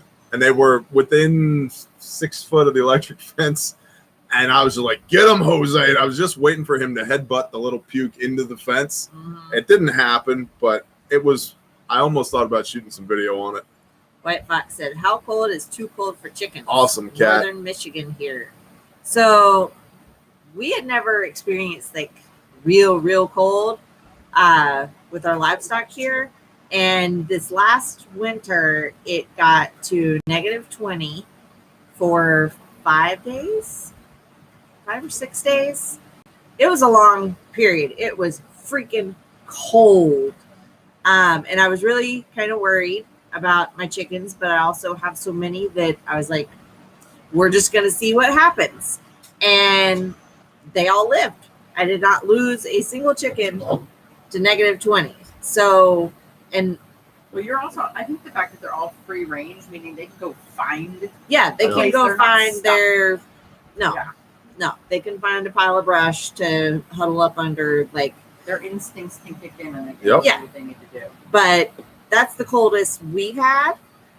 So that's all I can speak to is that my flock lasted to -20. Fahrenheit, not Celsius. Jesse Clark. Right. Let's see. No. How do I get my rifle to look like yours? Forge, you use it. Blaine, is there any discounts if I bring my wife to the Springfield class? With all due respect, sir, is there any discount if you bring your wife to dinner or the movie theater or bowling or roller skating? A seat's a seat, my friend. A seat is a seat. And then somebody said, where And did you're it both go? training at the same time. Like, Yep. because we provide the kits with the training. But, you know, because we've had some people ask, well, couldn't we just share a kit? And the answer is no, because you both have to practice applying tourniquets. You're both practicing chest seals. You're both practicing wound packing. So, Mhm. and so you each need your own kit. Yep. Jimmy Carr said, what's the format for the 8-hour class? The civilian TAC med class. By the way, we have 2 8-hour classes now. One is responder 2, the other is responder 3. And I believe you're talking about the responder 3 8-hour class. And that is an overview of the March algorithm, classroom setting, then a discussion on care under fire principles, and then practical tactical application where we all get sim guns and murder each other, and then you have to fix it. So, and That's pretty we've cool. actually, I just was looking over the curriculum that was sent to me by the instructors and head of training today. It's badass, man. It's awesome. Well, and that's something to highlight when people are like comparing this with the cost of this to other medical courses that are out there. Mm-hmm. We are constantly updating our curriculum. Yeah, that's a Yeah. great point too. And even me, like I came out of the military and I had a fairly fresh CLS. Even I, who had come out of the military with a fairly fresh combat lifesaver, advanced combat lifesaver, basic life support, all that stuff, I still learned something because the Army doctrine was like 3 or 4 years behind what we're teaching. Yep. Mm-hmm. And the organizations that collect all this information that they've gathered from 2 decades of warfare, they're updating the best practices, and that's what we're rolling into our curriculum. Yep. But the military and other large organizations, it takes years for that doctrine to trickle down to the people that are actually being taught it. Yep. Yep. And we are 2021 NAEMT updated, nationally post accredited, certified by the Committee on TCCC, National Stop the Bleed recognized. You get continuing education hours if you're in law enforcement.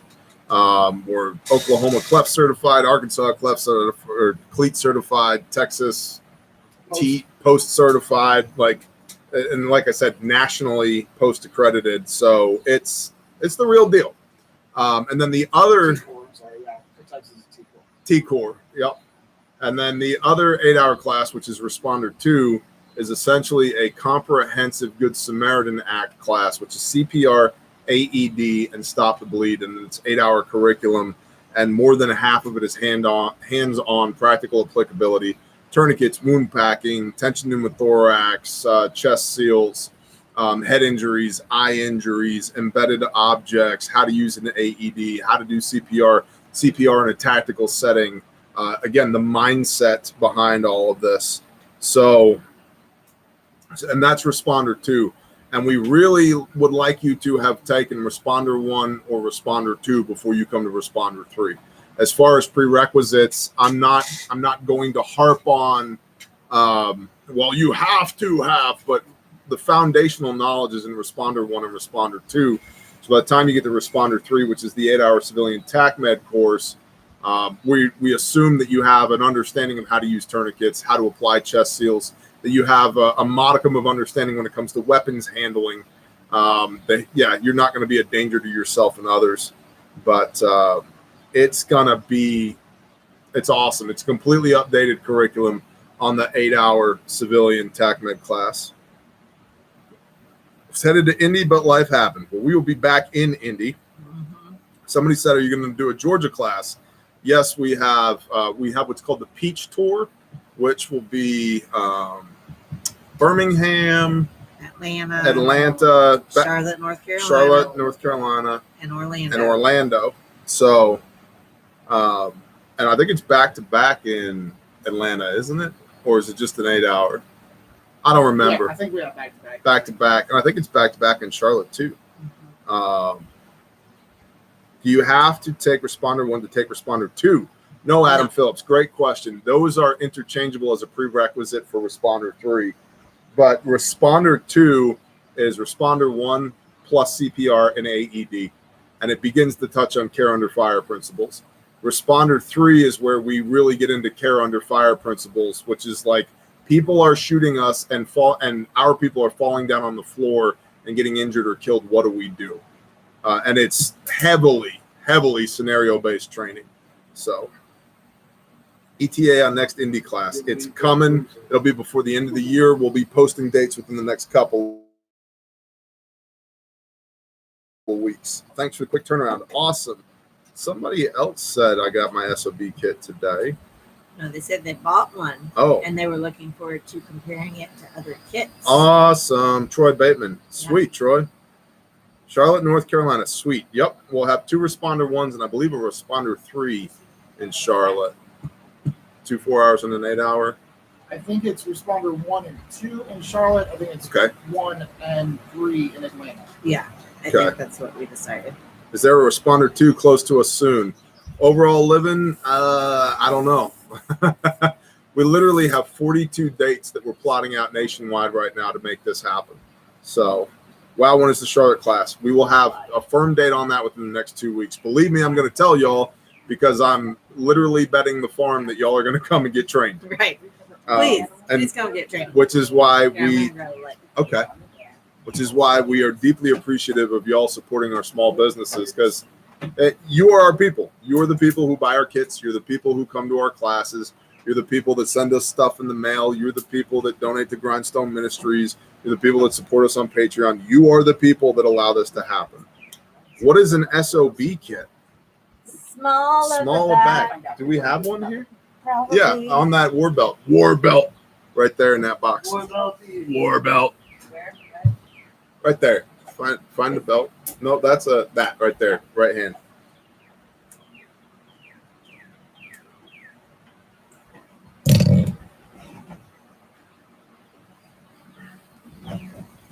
There you go.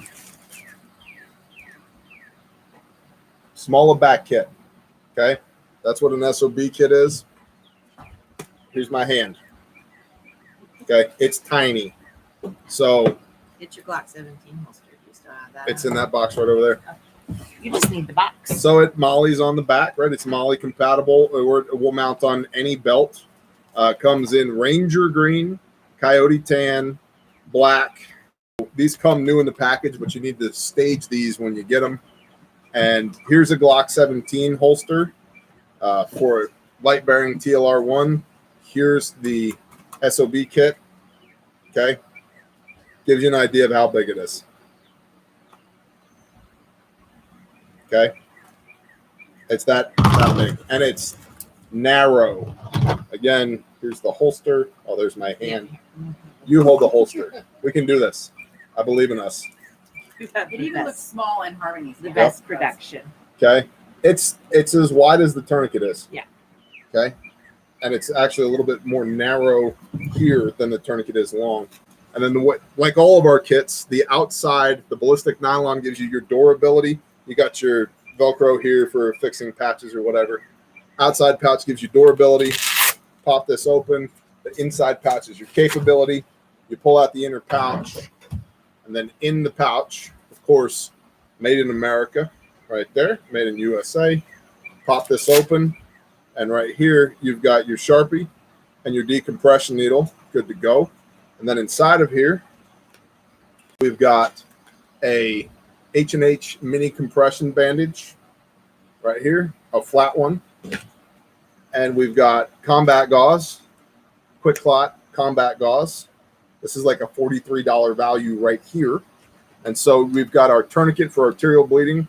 We've got our compression bandage, our combat gauze, and our compressed gauze, all for wound packing in our junctional areas.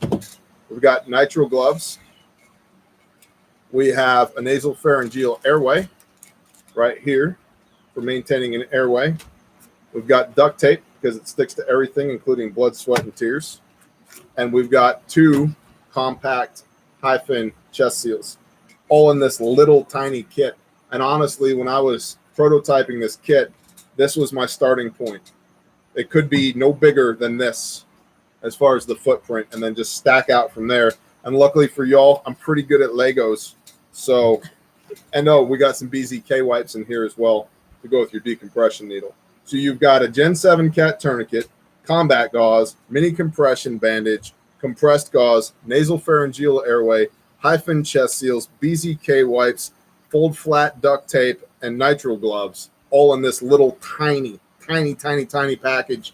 And oh, by the way, it weighs as much as 1 loaded GI AR mag. So yeah, it's the bomb.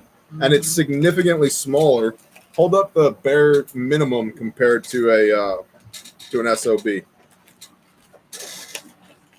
We gotta repack this. Oh. Well, there's 2 more in there. Got it. Got it. So Yeah, you can see size difference wise. The bare minimum is in black. The SOB is in coyote there, and turn them sideways as well. Yeah, put them side to side.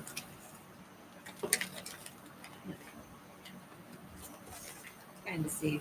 No, put them side to side like this. What? Okay, I'll do it. I'm not the good vandal. See the difference Oh, in there you width? go. Okay, like it's significantly smaller, and it has all the capability that the bare minimum has in a much smaller footprint.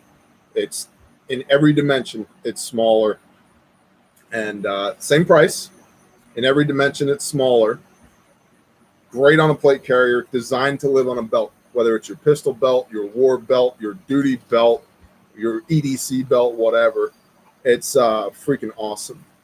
You use a slim fac in your plate carrier. Tyler James, I do not. I have a Gen 1 bare minimum on my plate carrier right now, which I was rucking in earlier today and loving life while I was doing it. So put the stuff back in here. And these are not yet approved by, but are in possession of for testing and evaluation by a couple of different tier 1 units currently because of the footprint. It's just super tiny, super little itty bitty kit designed to go on your war belt, but also works great on any belt, including a duty belt, like I said, and awesome on a plate carrier just because it takes up no space and it's freaking light. So if you're running a super slick carrier, this is a great option for it. Like, you know, if you got 3 mags up front or 3 mags on the side and you still need a medical pouch, this is awesome for that. So there you go. That's the SOB kit right there, small back kit. Any tips on where to get antibiotics to stock for SHTF? Become friends with your veterinarian. And also your fish are probably sick. You should get them some medicine. Got a slim kit under my armor and a stud kit. Amen. You know, and we've to that point, we've discontinued the slim kit because our friends at Focus Research are frankly doing it better than we are, and I have zero interest in pissing in their Cheerios. So we're gonna let them do what they do. They were doing it first, and they're honestly doing it better than we are. Not that our product is bad, but they're doing it better than we are. So have you thought about building a behind-the-plate kit to slip into the carrier? That's exactly what we're talking about, the slim kit. We had one. We're no longer doing it. Hey, you got one? Well, you got one. So let's see. This kit is small enough you could EDC it, though concealing it would be a shirt dependent. Yeah, exactly. It's tiny. SOB's easy. Very you tiny. With the SOB, you get a black one. It doesn't even look super tactical. No, Mhm. no. And then It's like a little fanny pack. And then where somebody said, oh, backyard prepping, your thoughts on the upcoming food shortage per Ice Age farmer. Guys, like literally one of the first videos I ever did here was you need more food because the world's going to end. So my thoughts haven't changed. I don't feel like I have enough food. And I guarantee you, I have more food than all of you. I guarantee you. And again, this is me. I'm not trying to be braggadocious here. I just guarantee you that I have more food than you do. And I don't feel like I have enough. I don't feel like we have enough. And we buy things by the ton. And I'm like, need more, need more, need more. So that's my thoughts. And to say nothing, it's not just food availability. That's one part of the issue. It is also how long can the human body survive on meat and beer? I don't know, but I'm willing to find out. Good night, overall living. We love you back, brother. I can't wait to see you, bro. Availability, access to food. It's also the value of your dollar that you're using to purchase it.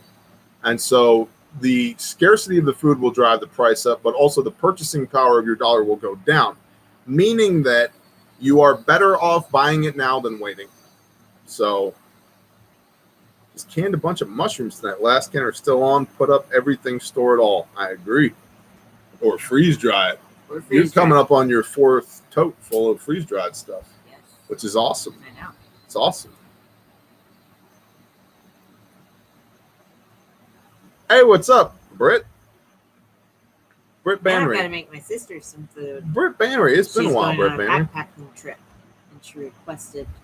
Oh, is that what that was about? Uh-huh. Really? Mm-hmm. So she would like for me to make her a couple of dinners and Likewise, brother. breakfasts, brunches. So yeah, I'm gonna make her like a little goodie bag. A little goodie bag. A goodie bag.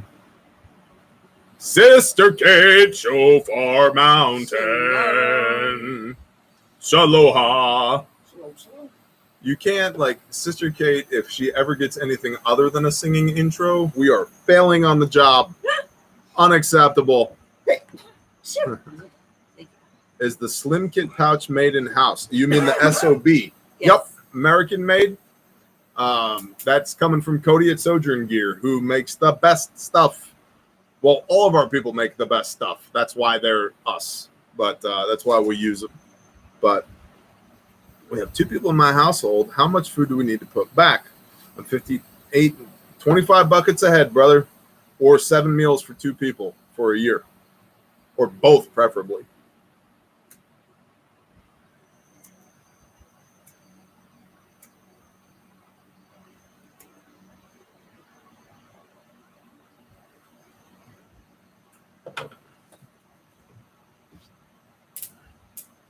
Bless you with that Corona sneeze. Yep, that's what it was. I heard Rocky Balboa buys them. Hey, what's up, Bear and the whole nation? Just keep buying food and stuffing it everywhere it fits. Pretty much. Pretty much.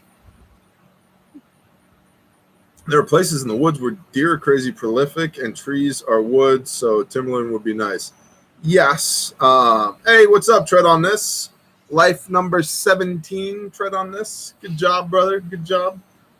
forever a rock star in the Bear Nation. Tread on this. Cody makes the best quality gear I've experienced. Agreed. Absolutely. Agreed. Which is why we will be adding the Minuteman bag and the fanny pack to the Bear Independent store within the next few weeks. So, does MAG members' total food storage count towards food storage? Only if you can lay your hands on it, brother. And it depends on how you diversify your holdings as a MAG. Is it y'all's food or your food? Right. Because I don't think you need to work on y'all's food until you've checked the box on your food. I'll tell you for a fact, I did not work on our food until I had taken care of our food. So, what are your thoughts on wind generators? Robert, I would love to tender a thought on that, but I unfortunately don't know a thing about them. Do you think the price of lumber will come down? Probably not anytime soon. It's up 400% in the last 18 months, and lumber futures are up another 250%. So I'm going to say probably not. But as far as MAG and sharing of calories, I think it's great to set an expectation amongst your members that you will have this much food. I think if you already have this much food, then you can work on y'all's food, not your food. And the cool thing about having excess with that is if you come across a person or people that are worth integrating into your group, but they don't necessarily have the food to be integrated, you can provide them a temporary covering with the excess of food that you have while they simultaneously work on getting their food up. Then when their food is where it needs to be, you maintain that covering for the next group that comes in, the next family that comes in, so forth and so on. So, but again, you don't work on y'all's food until your food is squared away. How tall are you? Tall enough, brother. Tall enough. 6'9". Minus 9 inches. You shoot some lightning bolts at his horse. Yeah. And lying in your bed many years from now, would you take one chance to trade all the days from this day to that, to tell the English that they may take our lives, but they'll never take our freedom? Sorry, best movie ever. What's up, Vern? My wife was like, damn it, why did I marry you, you moron? I still remember that was like the second thing I said to you, I think. I had the stereotypical, I thought you'd be bigger. You're like, yeah, like what, 7 foot? I was like, yeah, I'm shooting lightning bolts on your Yeah, exactly. Everybody. I'm like, I don't know how many times I said on camera I'm 6 foot tall. And then I think part of it, honestly, is that the Amazon tripod that I use only goes to 5'8". Yeah. That's as high as it always goes. pointed So out. I try to set it at eye level, but it's always looking up at me a little bit. That's not intentional. That's just how tall that it goes. So over 1,800 millimeters. I'm 5'16". There you go. What's up, Kurt Brush? How are your sheep? Why don't you answer that, Hommy? They're doing good. We just had twins born the other day, and I should have about 2 in the next 2-3 months. It'll be my next lambing season. So we're Or tomorrow, you never know. or hopefully not tomorrow. 2-3 months we should be in full swing lambing season again. And so now we're like getting on the move to handle the plethora of babies that we had from last lambing season. Mm-hmm. Because they are big enough to go bye-bye now. Yeah. Yeah, they are. For the most part. Yep. We still have a few that have 2 or 3 months that they could still grow. But Dennis Hinkle's a fan of Salty Cracker. nice. I learned a lot from you, Bear, over the past year and a half. You rock, man. Your knowledge provides an extra year when everything falls. Thanks, Johnny boy. NWA Prepper, what's up, brother? Daniel Kirkland, what's going on? You like that? We should just make that the new theme song. We know can write a good jingle. Yeah, we know some jingle writers. Yeah, we should just like have a little intro video Oh, for like every video. It's just a different jingle of me singing somebody's comment. I think all of our jingle writers are named Cody. How are the All of Bible them. One. reserves? How are the Bible reserves? I'm thinking you probably mean donate, and I think we have like 100. Yeah, Right around there. we're doing well on Bible reserves. Yeah, it's almost like one for one. People buy them, people donate Yep. them. Yeah. I'm really good about that. Backyard Prepping wants to know if there's any cost-efficient freeze dryers out there worth a crap. He lives on it. Yeah, that guy just goes back and I mean, home-wise, all you've got is harvestering, unless you decide to make your own, which there are YouTube videos out there for, but I'm not that crafty. So I saved up and I bought mine. But Harvest Right also does have a payment plan. I think that you can put it on layaway basically, and whenever you have it paid off, they'll ship it to you. I want to answer that question. Go ahead, finish your thought. Then I'll Okay. answer that. So they do have a payment program Bless you, that Charles. you have to get approved for because, credit. But that's the only one. And I've been pleasantly surprised with it. Honestly, it's not cheap, but very rarely is cheap also good. Right. Uh, And I've been very happy with it. Boba Fett's Laundry Room says, do you think Nut and Fancy's content these days is worth paying Patreon? Frankly, yes, I do. I've been a Nut and Fancy fan for a long time. Forever. That guy has put in all the work, and he's knowledgeable, and I don't watch every video that he produces because he's prolific, but I do watch the ones that I think I'm going to enjoy, and I enjoy the ones that I watch. That being said, sometimes he will start a video where it takes 10 minutes for him to get to the point because he's like, look at this cool fighter jet, and the watch for this review is, and this knife is this, and yeah, there's a Kalashnikov up on the wall. And I'm like, I get it, man, I get it. And some days I'm in the mood for that, and other days I just skip through it. But that man has paid his dues. And so, yeah, I support Nut and Fancy on Patreon, $1 per video. And so Patreon, you can set it up per month or per video. And I support him $1 per video, and he probably drops 10 to 12 videos a month on Patreon. And they're all great. And the thing to understand with that, the concept of, is his content good enough to support him on Patreon? The question I would ask is, have you seen enough value out of his content across all platforms, including YouTube, to make it worth supporting his efforts, which is done on Patreon? YouTube is a very loveless place for people who love the Father, are politically conservative or right-wing, speak the truth, love firearms, are into personal responsibilities and individual freedoms and liberties. This is not a friendly place for us. And I've said it before, and I'll say it again. The only reason we're still here is because of Patreon. That's why this channel still exists, is because of Patreon. And so to all of our patrons, we're incredibly thankful for you supporting the show, just as I'm sure Lieutenant Colonel Nut and Fancy is just as appreciative to the people that support his show, because he makes content on multiple platforms, just like we make content on multiple platforms. The venue to actually support us is on Patreon. The venue to actually support him is on Patreon. If you do a cost-benefit analysis, just a hard P&L, profit and loss statement on what we earn via Google, who owns YouTube, versus the amount of time that we put in, I would literally be better off flipping burgers, especially at $15 an hour nowadays. It's not worth it. So yes, I do think it's worth supporting him on Patreon, and that's not just me talking, because I do support him on Patreon. So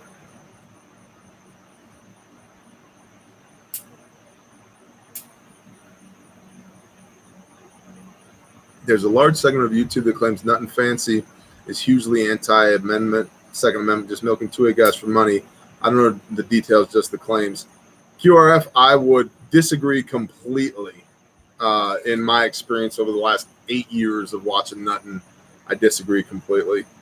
I think the difference between him and a lot of people that are rah, rah, rah, is that he's very logical. I caught a bunch of crap from a bunch of people on January 6th when people were storming the Capitol building and a whole bunch of people were celebrating. Nope. I caught a whole bunch of crap from a whole bunch of people because I was saying, what is your goal? Where do you go next? What are you trying to accomplish? What's your next move? Where's your strategic planning? How come you don't have commo? Who's controlling the perception right now? Why don't you have people reaching out to the media? Because, yeah, okay, great. We took the Capitol building. Cool. What are you going to do with it? And as a result, those take selfies, allowed the media and the left wing to co-opt the term patriots and equate that to domestic terrorism. The optics were terrible. So what were you actually trying to accomplish? It doesn't mean you don't go, but it means you understand fully what your courses of action are, what the ramifications for those courses of actions are, and what your next steps are. That's called strategic planning. It's actually something that I'm pretty good at. Not the best, certainly not the worst. Pretty good at it. And so when I see people who are just flailing about emotionally, whatever the issue may be, it tends to piss me off. And Nut and Fancy's kind of the same way. But he's a huge supporter of the Second Amendment in my estimation, as am I. I'm a huge supporter of individual liberties, and I think that people have the right to make their grievances heard, to redress their grievances to their governing bodies. But if you're going to do that, understand the battlefield. What is the operational environment that you are in? And there was a huge lack of that within the air quote patriot movement. I mean, I did live streams for months talking about lines of effort for an insurgency, the auxiliary, the underground, the guerrillas, support networks, waypoints, spider points, caches, optics, communications, all of these things, hoping that people who had eyes to see and ears to hear would pick up on these and not flail around like a bunch of emotional idiots. And instead, what we got was a bunch of people that were acting, in my estimation, erratically and damn near irresponsibly, and who allowed themselves to become the antithesis of the narrative that was being pushed by the media. And that has to be taken into consideration, no matter how righteous your cause is or how righteous you may perceive your cause to be. That has to be taken into consideration. Because if you're going to act on that level with that many people, somebody's got to be driving the bus. And it appeared to me that nobody was driving the bus. That was the problem. There are real patriots out there who got there and really wanted to do something good and then got inside and literally there was no leadership. Nobody had any idea what to do. They were like walking around like they were in a museum, which was good, at least. And then the other people were like breaking into the floor of the Senate, which is like sacrilegious. Like you don't just, but if you're going to get in there, make a speech, like do something, like something. Agreed, John Jones. Yeah, the whole world is watching you. Like make a speech, what are you going to do now? Yep. Well, and let's not even get into the fact that I know for a fact that there were people in there that were not on that side at all. No, I was sick that day. There were, we all I've were. Been there, walked those halls. There were multiple sides, and this whole left side, right side narrative is there's like 12 sides, and none of them care who you voted for, or will ever care who you voted for. So, have you ever checked out training at One Shepherd Small Unit Tactics using Miles gear? Would be cool to see you collaborate a medical class with some of the training they do there. No, Scott, I've never even heard of One Shepherd, but we will make a note of it. By we, I mean somebody other than me. There's a lot of you on the porch. Why are you looking at me? You're the because you have a phone and a laptop and a notebook. You got all of them. The Patriots were planned upon. Agreed. They walked into a trap. So they were let in, didn't break it. I'm not here to argue semantics. My point is, if you're going to take action on that scale, you had better damn well be able to deal with, administer the responsibility that comes with that. And there was none of that. There was zero strategic planning. Zero.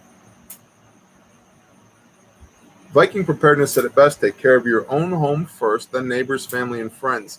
I agree. That guy has a lot of wisdom. You know, I'm a big fan. I saw his shirt somewhere. I don't remember where. Once upon a time.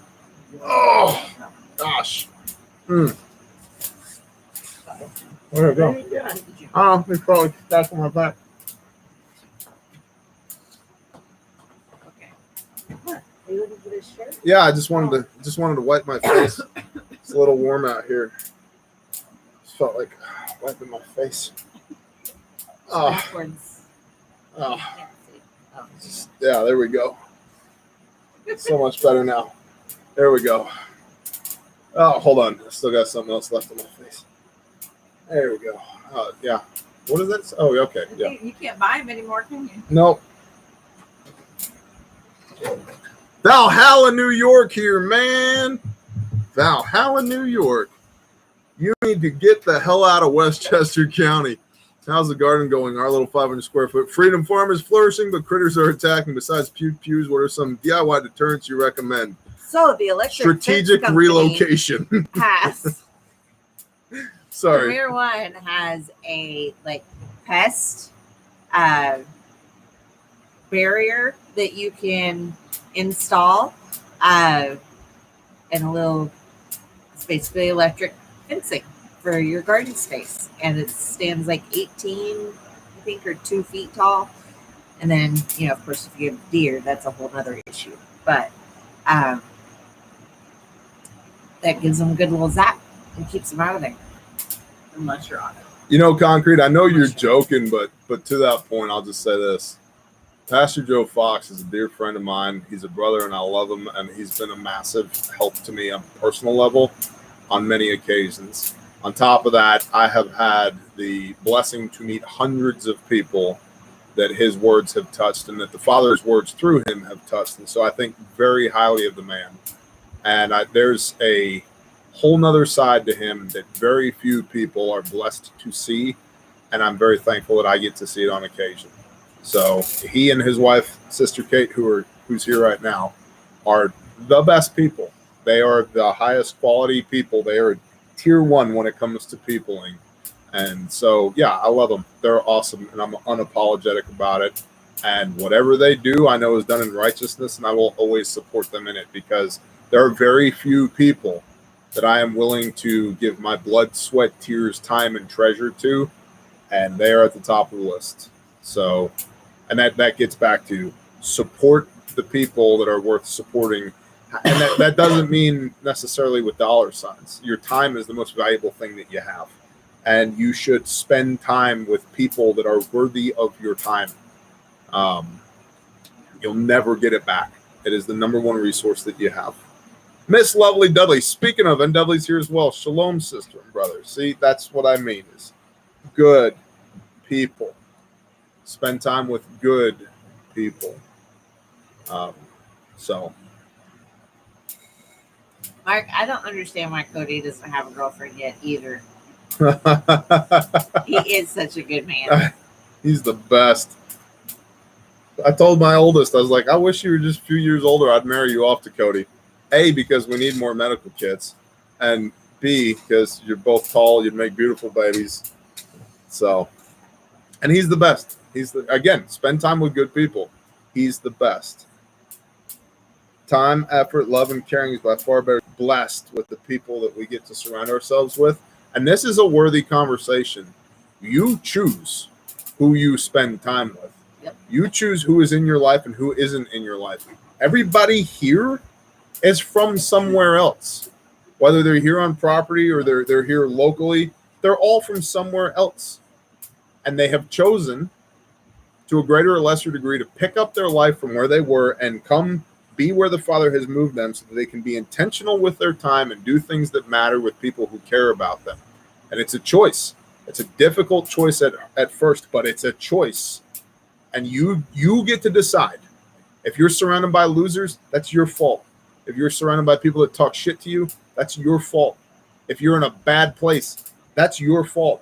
Ultimately, everything is your fault. And the good news is, that means you can do something about it.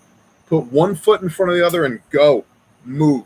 Go find people that are worthy of your time, that are worthy of your blood, sweat, and tears, that are worthy of your treasure, and be a part of something meaningful together, rather than just walking through life as some type of survivalist zombie that just is mentally masturbating to every, prepper video that comes on every day. We don't tarry with any of that. We really, truly try to do things that are meaningful with people that are worth our time. And worth our time is reciprocal. I have to be worth their time. That puts the onus on me to be a tier 1 human being as well. And this gets into reproof and instruction. We all lift each other up. We all reprove each other. We all instruct each other. We approach each other with love, even when it's difficult sometimes. Sometimes it's hard as hell to have somebody that you really respect who says, hey, man, you're stepping on your poncho. You need to fix this. Shit. Okay, thank you. I will. It's not easy, but it's good. And people conflate easy and good. They confuse that because something is convenient, it must be good. But all you have to do is take one look at the average American and realize that convenient and good don't go hand in hand. Easy and good don't go hand in hand. Look at our physicality. Look at our mental state. Look at our productivity. It's all garbage. Generally speaking, it's all garbage. And we're like, yeah, we're going to make America great again. Son, you're not going to do anything until you fix you. And then fix your house. And then maybe fix your neighborhood. And then maybe fix your city, and then maybe fix your county, and then maybe your state will pull its head out of its ass, and then maybe if we got 50 states that have all pulled their heads out of their asses, we might make America great again. But to think that it's some top-down thing that's going to happen by edict or credo is ridiculous. No, it starts with your heart condition, and that heart condition is between you and the Father through his Son, Yeshua HaMashiach, and then that should inform every other thing that you do in your life. And I would submit if it's not, you're not taking that relationship seriously either. And then when you're obedient to that calling on your life and you realize, hey, I need to walk as I have been called to walk, 1 Peter 2:21, to follow in the footsteps of my Messiah, which means we're going somewhere. It's a walk. Don't walk in circles. Walk the straight and narrow path. Go and do meaningful things with good people. And people miss this too with preparedness. Well, when the world ends, what if it doesn't? I want to hang out with good people all the time, not just when the world ends. What's the point of building? How do you know they're good if you don't hang out with them all the time? Yeah, and what's the point of having the perfect SHTF team if you're all a bunch of losers and can't get along with one another? Well, I've got my combat medic, and I've got my electrical engineer, and I've got my animal husbandry expert. Cool. You can't stand each other. What's the point? Sorry, I was ranting there. Never. That's right, NWA Prepper. My dad used to tell me all the time, he said, son, you can do anything you want to do. And it wasn't a platitude. He said, you can do anything you want to do. It just takes one word. One word. Start. Just start. Just go. And man, I'll tell you what, so many people are caught up in paralysis by analysis. They want it to be perfect before they move. But when has anything ever been perfect? Never. If you sit around waiting for perfect, you'll never move. And now you're stuck. Shut up, dog. What's up, Loomf? You're only 2 hours and 27 minutes late. Pretty good for you, sister. Some people just need a Homie Skittle handout, but usually people need a Dudley handout in the face. Yeah, and again, we've got both sides covered. Yeah, we got you covered. Comprehensive care package. What if Dudley put a Skittle in his hand? And then socked you. DDS, Dudley Delivery Service. Way to go, California, refusing to send state employees to other states. That's showing the love. California and showing the love kind of go hand in hand. If I was in Chicago, Detroit, I would walk from it, my people. Yeah. Midwest Mini Homestead, what's going on? Recipe for lamb. Okay. We do it a couple of ways. We do it several ways, but a couple of ways that are awesome. First of all, pull the back straps, grill them. They're the best. Let them rest for 10, 15 minutes, slice it on the bias. little rosemary, some salt, black pepper, maybe some onion powder, maybe some garlic, but they're the best. Why are you telling your perimeter alarm to shut up? Because I know him better than you, litter picker. So grill the back straps, same thing with the fish tenders. Grind the hocks basically from here to here, or make stew out of that because it's very tough. There's a lot of sinew, bone, obviously. The rear, what would be called the butt, if you think of like a pork butt, but a clean animal, that I like to take. I like to bone that out. It's 4 big muscles, the quad. Bone it out, season it, grill it on both sides. And so it's nice, golden brown and delicious. Then roll it back up and put it on indirect heat, medium, for about a half an hour. Let it cook through, then let it rest. Cut that on the bias. It's phenomenal. And then we roast them whole.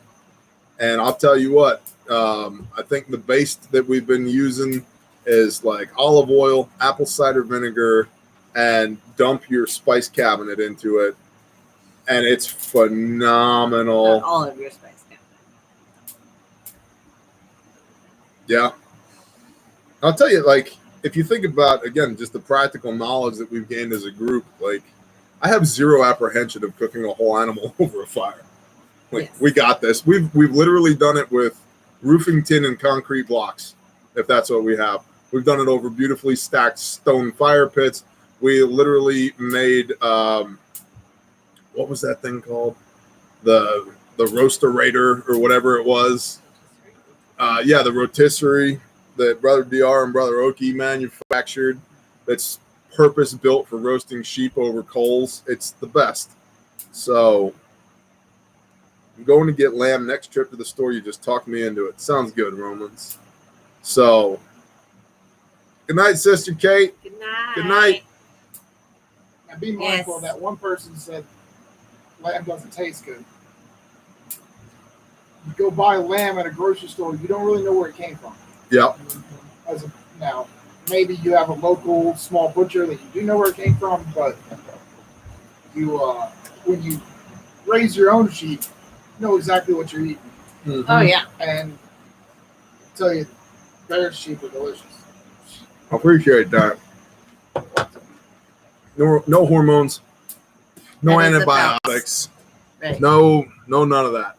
Just grass and some sweet feed, and then baste them and roast them. And They're good. there's nothing like it on the planet.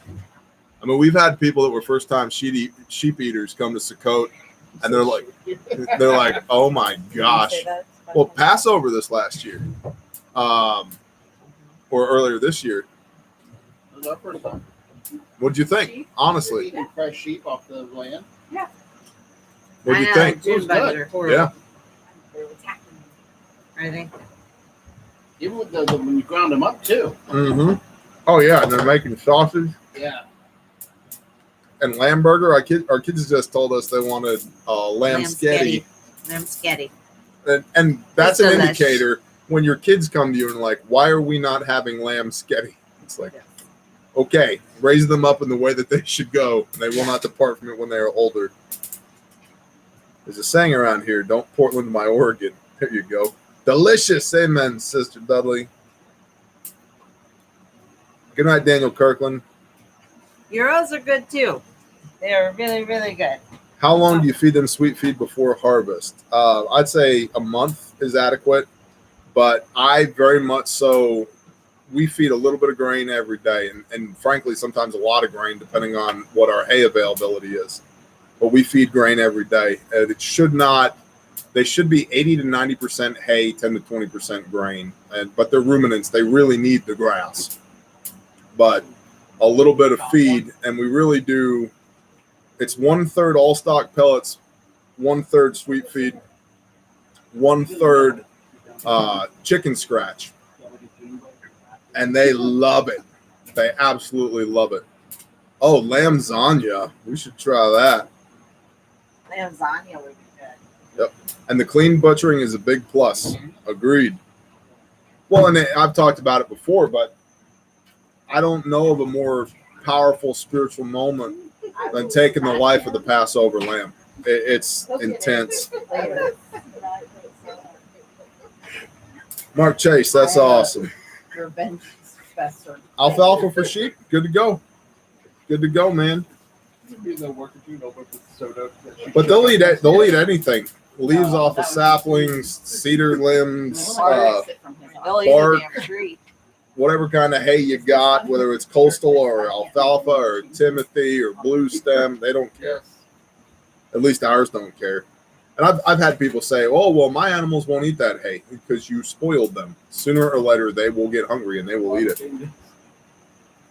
Bear, what does your shirt mean, homie? Come out of her, my people, lest you partake of her sins and receive of her plagues. It's a biblical reference of areas.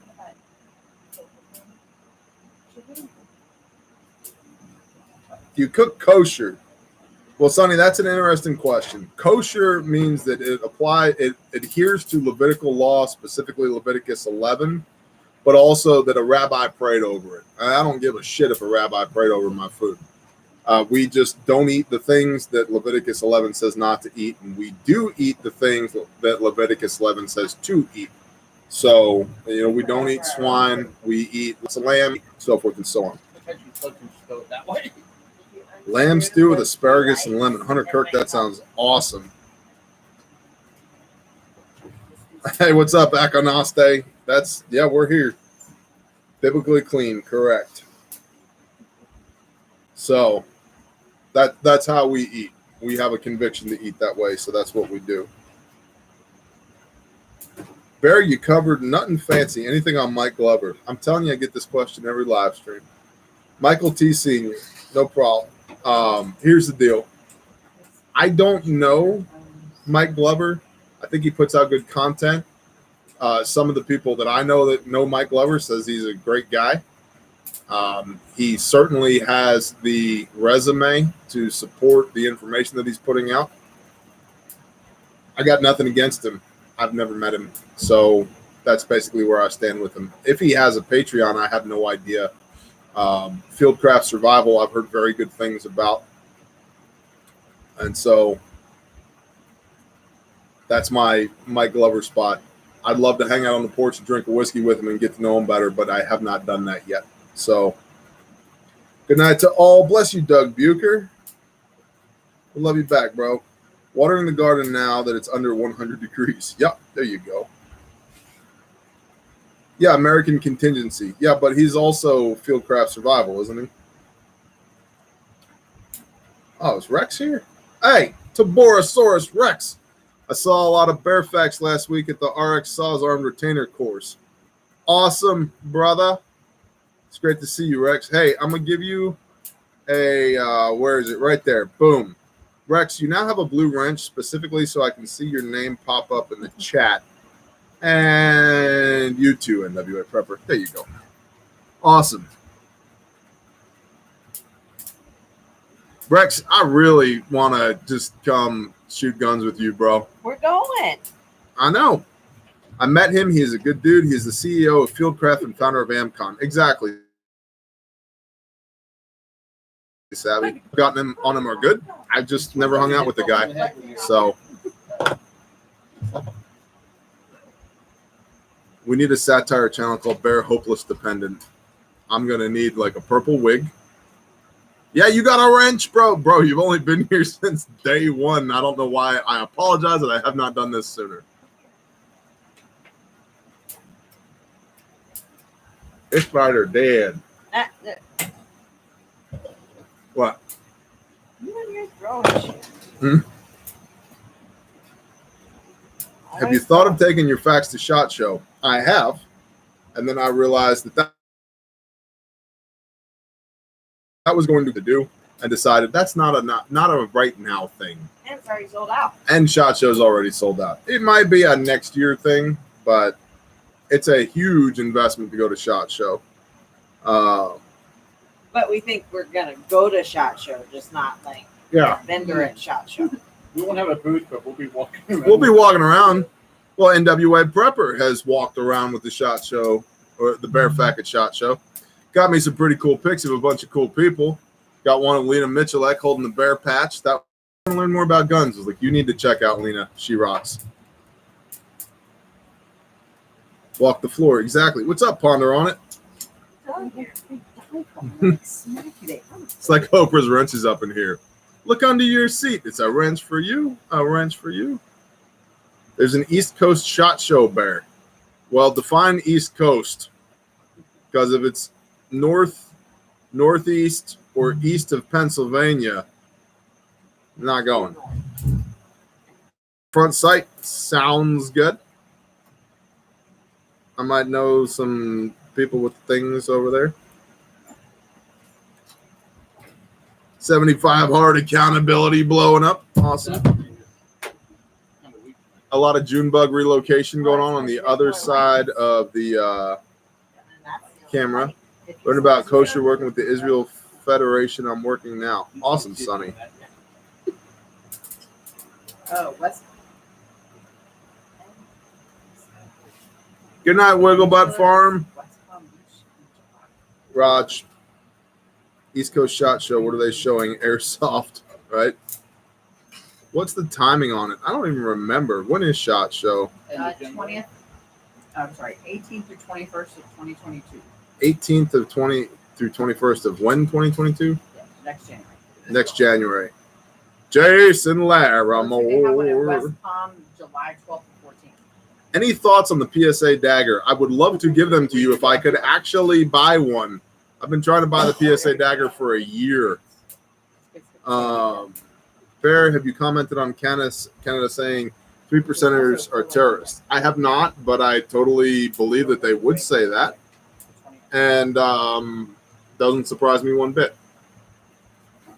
Like, they're not, the government there, much like the government here, is not full of freedom-loving folks, regardless of what the little people might think, you know, us. So,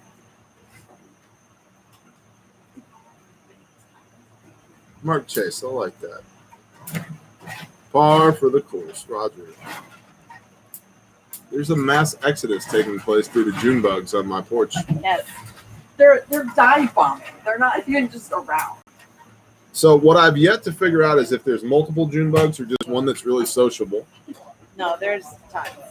One day we need to liberate Canada. Well, let's liberate ourselves first, and then we'll think about assaulting our northern border.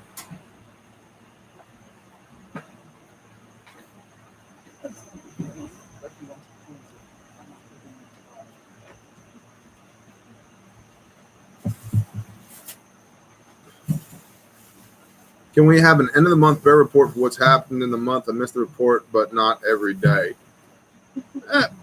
Maybe. I don't know. I honestly don't know. I'm still kind of. He's still detoxing. I'm still detoxing from the report. Good night, Alex Schnell. Good night, brother. Clean your own house before worrying about others, right? Do June bugs bite or just an annoyance? No, they don't bite. They're just super annoying. They have no respect for social distancing. They have like some girth to them, so when they hit you, you like feel it. Yeah, it's kind of like, it feels like somebody threw a paintball at you every time a June bug hits you. Post detox, perhaps. But you know, Sarah, I've actually realized, like, content wise, I'm not really in planning mode right now. So, like, I don't think you guys realize, but like an average month, to produce an average month worth of content for Bear Independent is 24 Patreon videos. No, I'm sorry, 20 Patreon videos, 16 YouTube videos, including Bible reading. So that's 36 videos. And then Survival Dispatch, that's like another 2 to 4 that I'm supposed to do. So 38 to 40. And then that doesn't include live streams. So you're 40 plus pieces of content a month that Bear is on the hook to make. And then when you add in a daily brief or a few days a week brief, that's another 12 per month. We're over 50 pieces of content per month that Bear produces. And to do the brief, Might take me anywhere between 15 minutes and an hour of camera time, but it takes at least an hour to prep the show, to get set up for it, and then all the research time. And so it's high utilization.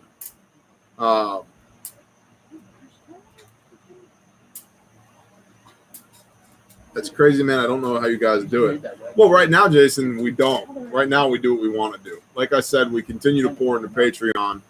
But, we do a couple of prepping videos a week on YouTube and a couple of Bible videos a week on YouTube, and then keep the Patreon rolling. And then as far as the brief is concerned, needed to take a break, needed to detox. So you're out. Bless y'all. I have a new wrench question. Can we approve potty word posts? Great question. You can approve posts that have words in it that Bear says occasionally. When people like the C word, no. The F word, no. The MF word, no.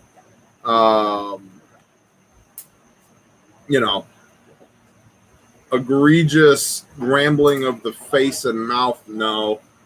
But if somebody's like, this is bullshit, yeah, you could probably approve that. So, bye, y'all. How's Yankee doing? He's doing good. He's doing good. He has taken lead on the 4th of July celebrations around here, Independence Day. So he's doing good. A few more minutes and we out. Yeah, and 0 GDs. That's right, Falcon Razcool. I missed the daily brief. Yep. Well, and the other thing to understand from a back-end standpoint of the brief, at the time that we were doing the brief hot and heavy as well, YouTube literally was literally shutting us down mid-brief on many occasions, as I'm sure several of y'all can remember. It was so stressful for me because the subject matter was such that the YouTube algorithm hated it. We are still essentially shadow banned on YouTube. The algorithm doesn't touch us like it used to because of doing the brief. It was stressing me out. It was taking an inordinate amount of my time in order to be able to do it. And the dividends that it was paying were essentially zero. And so from a mental health standpoint, it got to the point where it wasn't worth it. From a strictly time and dollars standpoint, it wasn't worth it. It was a bad investment of my time. And it caused YouTube to do a whole bunch of funky things to our channel. There's 117,000 subscribers here at this channel. There's 298 people on the live stream right now. Prior to that, on multiple occasions, we had several thousand people on the live stream. But because we got on the radar doing that, and it's not like, oh, Bear's backing down from YouTube. Cost-benefit analysis, bro. Sometimes the direct approach is not the way to assault the fixed fortification, right? Sometimes you got to maneuver. And so in a lot of ways, we're maneuvering by not doing the brief every day. But the number one driver of not doing the brief every day was my mental health. It was just too much. So the brief was the best place for the news. Right side brain, well, come on and get one. I'm not saying it's gone forever. I'm just saying it's gone for right now. So came across your channel a few days ago, randomly doing research, wasn't going to bother subbing until you said shalom at the end, caught my attention, so I dug, realized you're Remnant fan.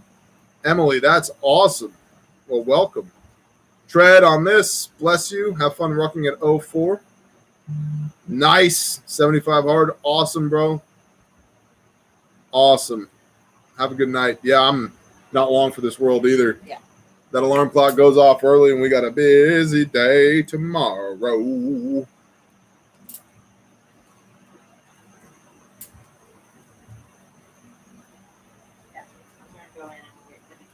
Okay. I'll be right there, baby.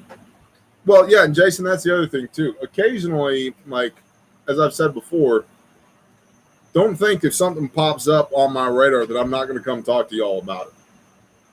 But that's different than producing a show every day or 3 times a week. So, Hunter Kirk, bless you, brother. Thank you for your time. I don't think I eat a Montana sheep without knowing its history. There you go. I'm out too. Septic inspection in the morning early. Sounds good, man. Thanks, Jason.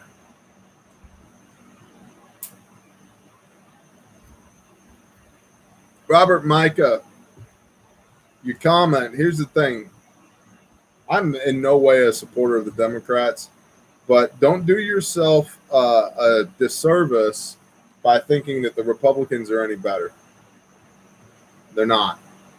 Now, there's a difference between Republican, conservative, and right wing. Those are all just labels that people put on things.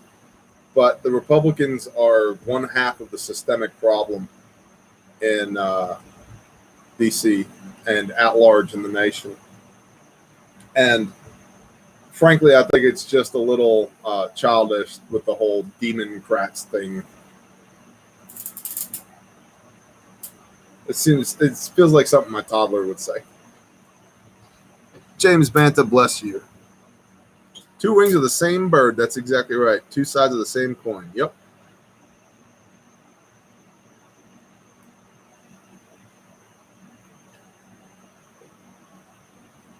Swore an oath to the Constitution, and that's what I align myself politically. There you go, Joel. You produce more quality content in a week than most shows do in 6 months. I don't think you're slacking. Thank you, Paul. I appreciate that. Just got off work. Pierce Preparedness. Wish I could have made it sooner. Much love. Bless you. Bless you. I was in a sleep Republican before President Trump woke me up. He made us all alert to the corrupt government of both parties. Prayer request for house finalizing and move. Okay. And then I'm going to bed.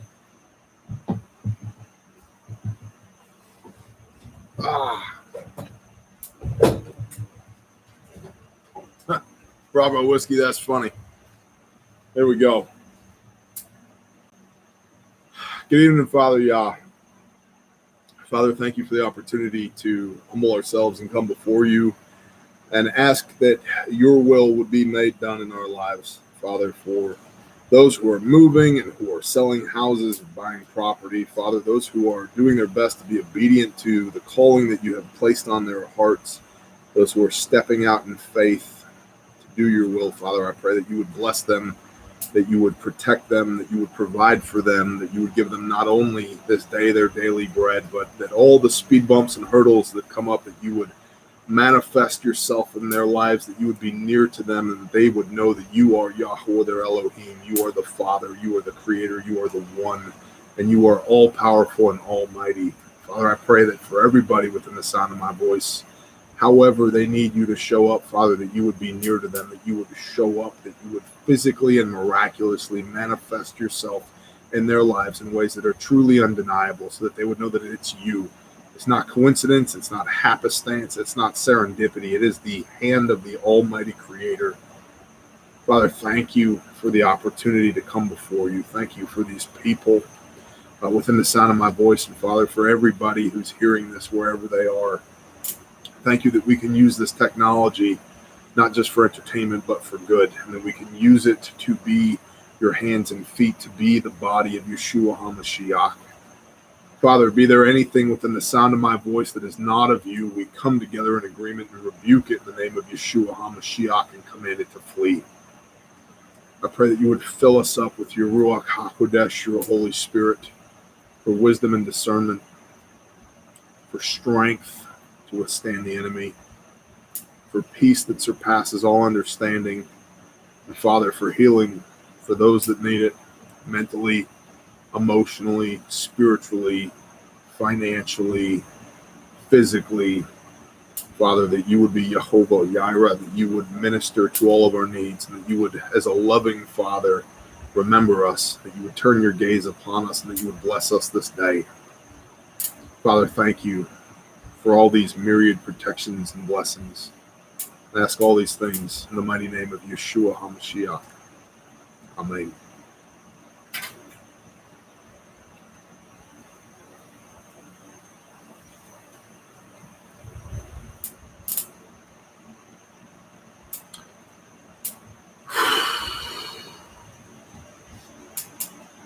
Bless y'all. I appreciate y'all. And I'm thankful to the Father that we get to do this. And I thank you for supporting us in the doing of this. Dragon Shield bless you, bro. I will see y'all soon. I'm going to go to bed because that alarm clock goes off early, and I've got an hour and a half of PT to get in tomorrow on top of everything else. Shalom, y'all.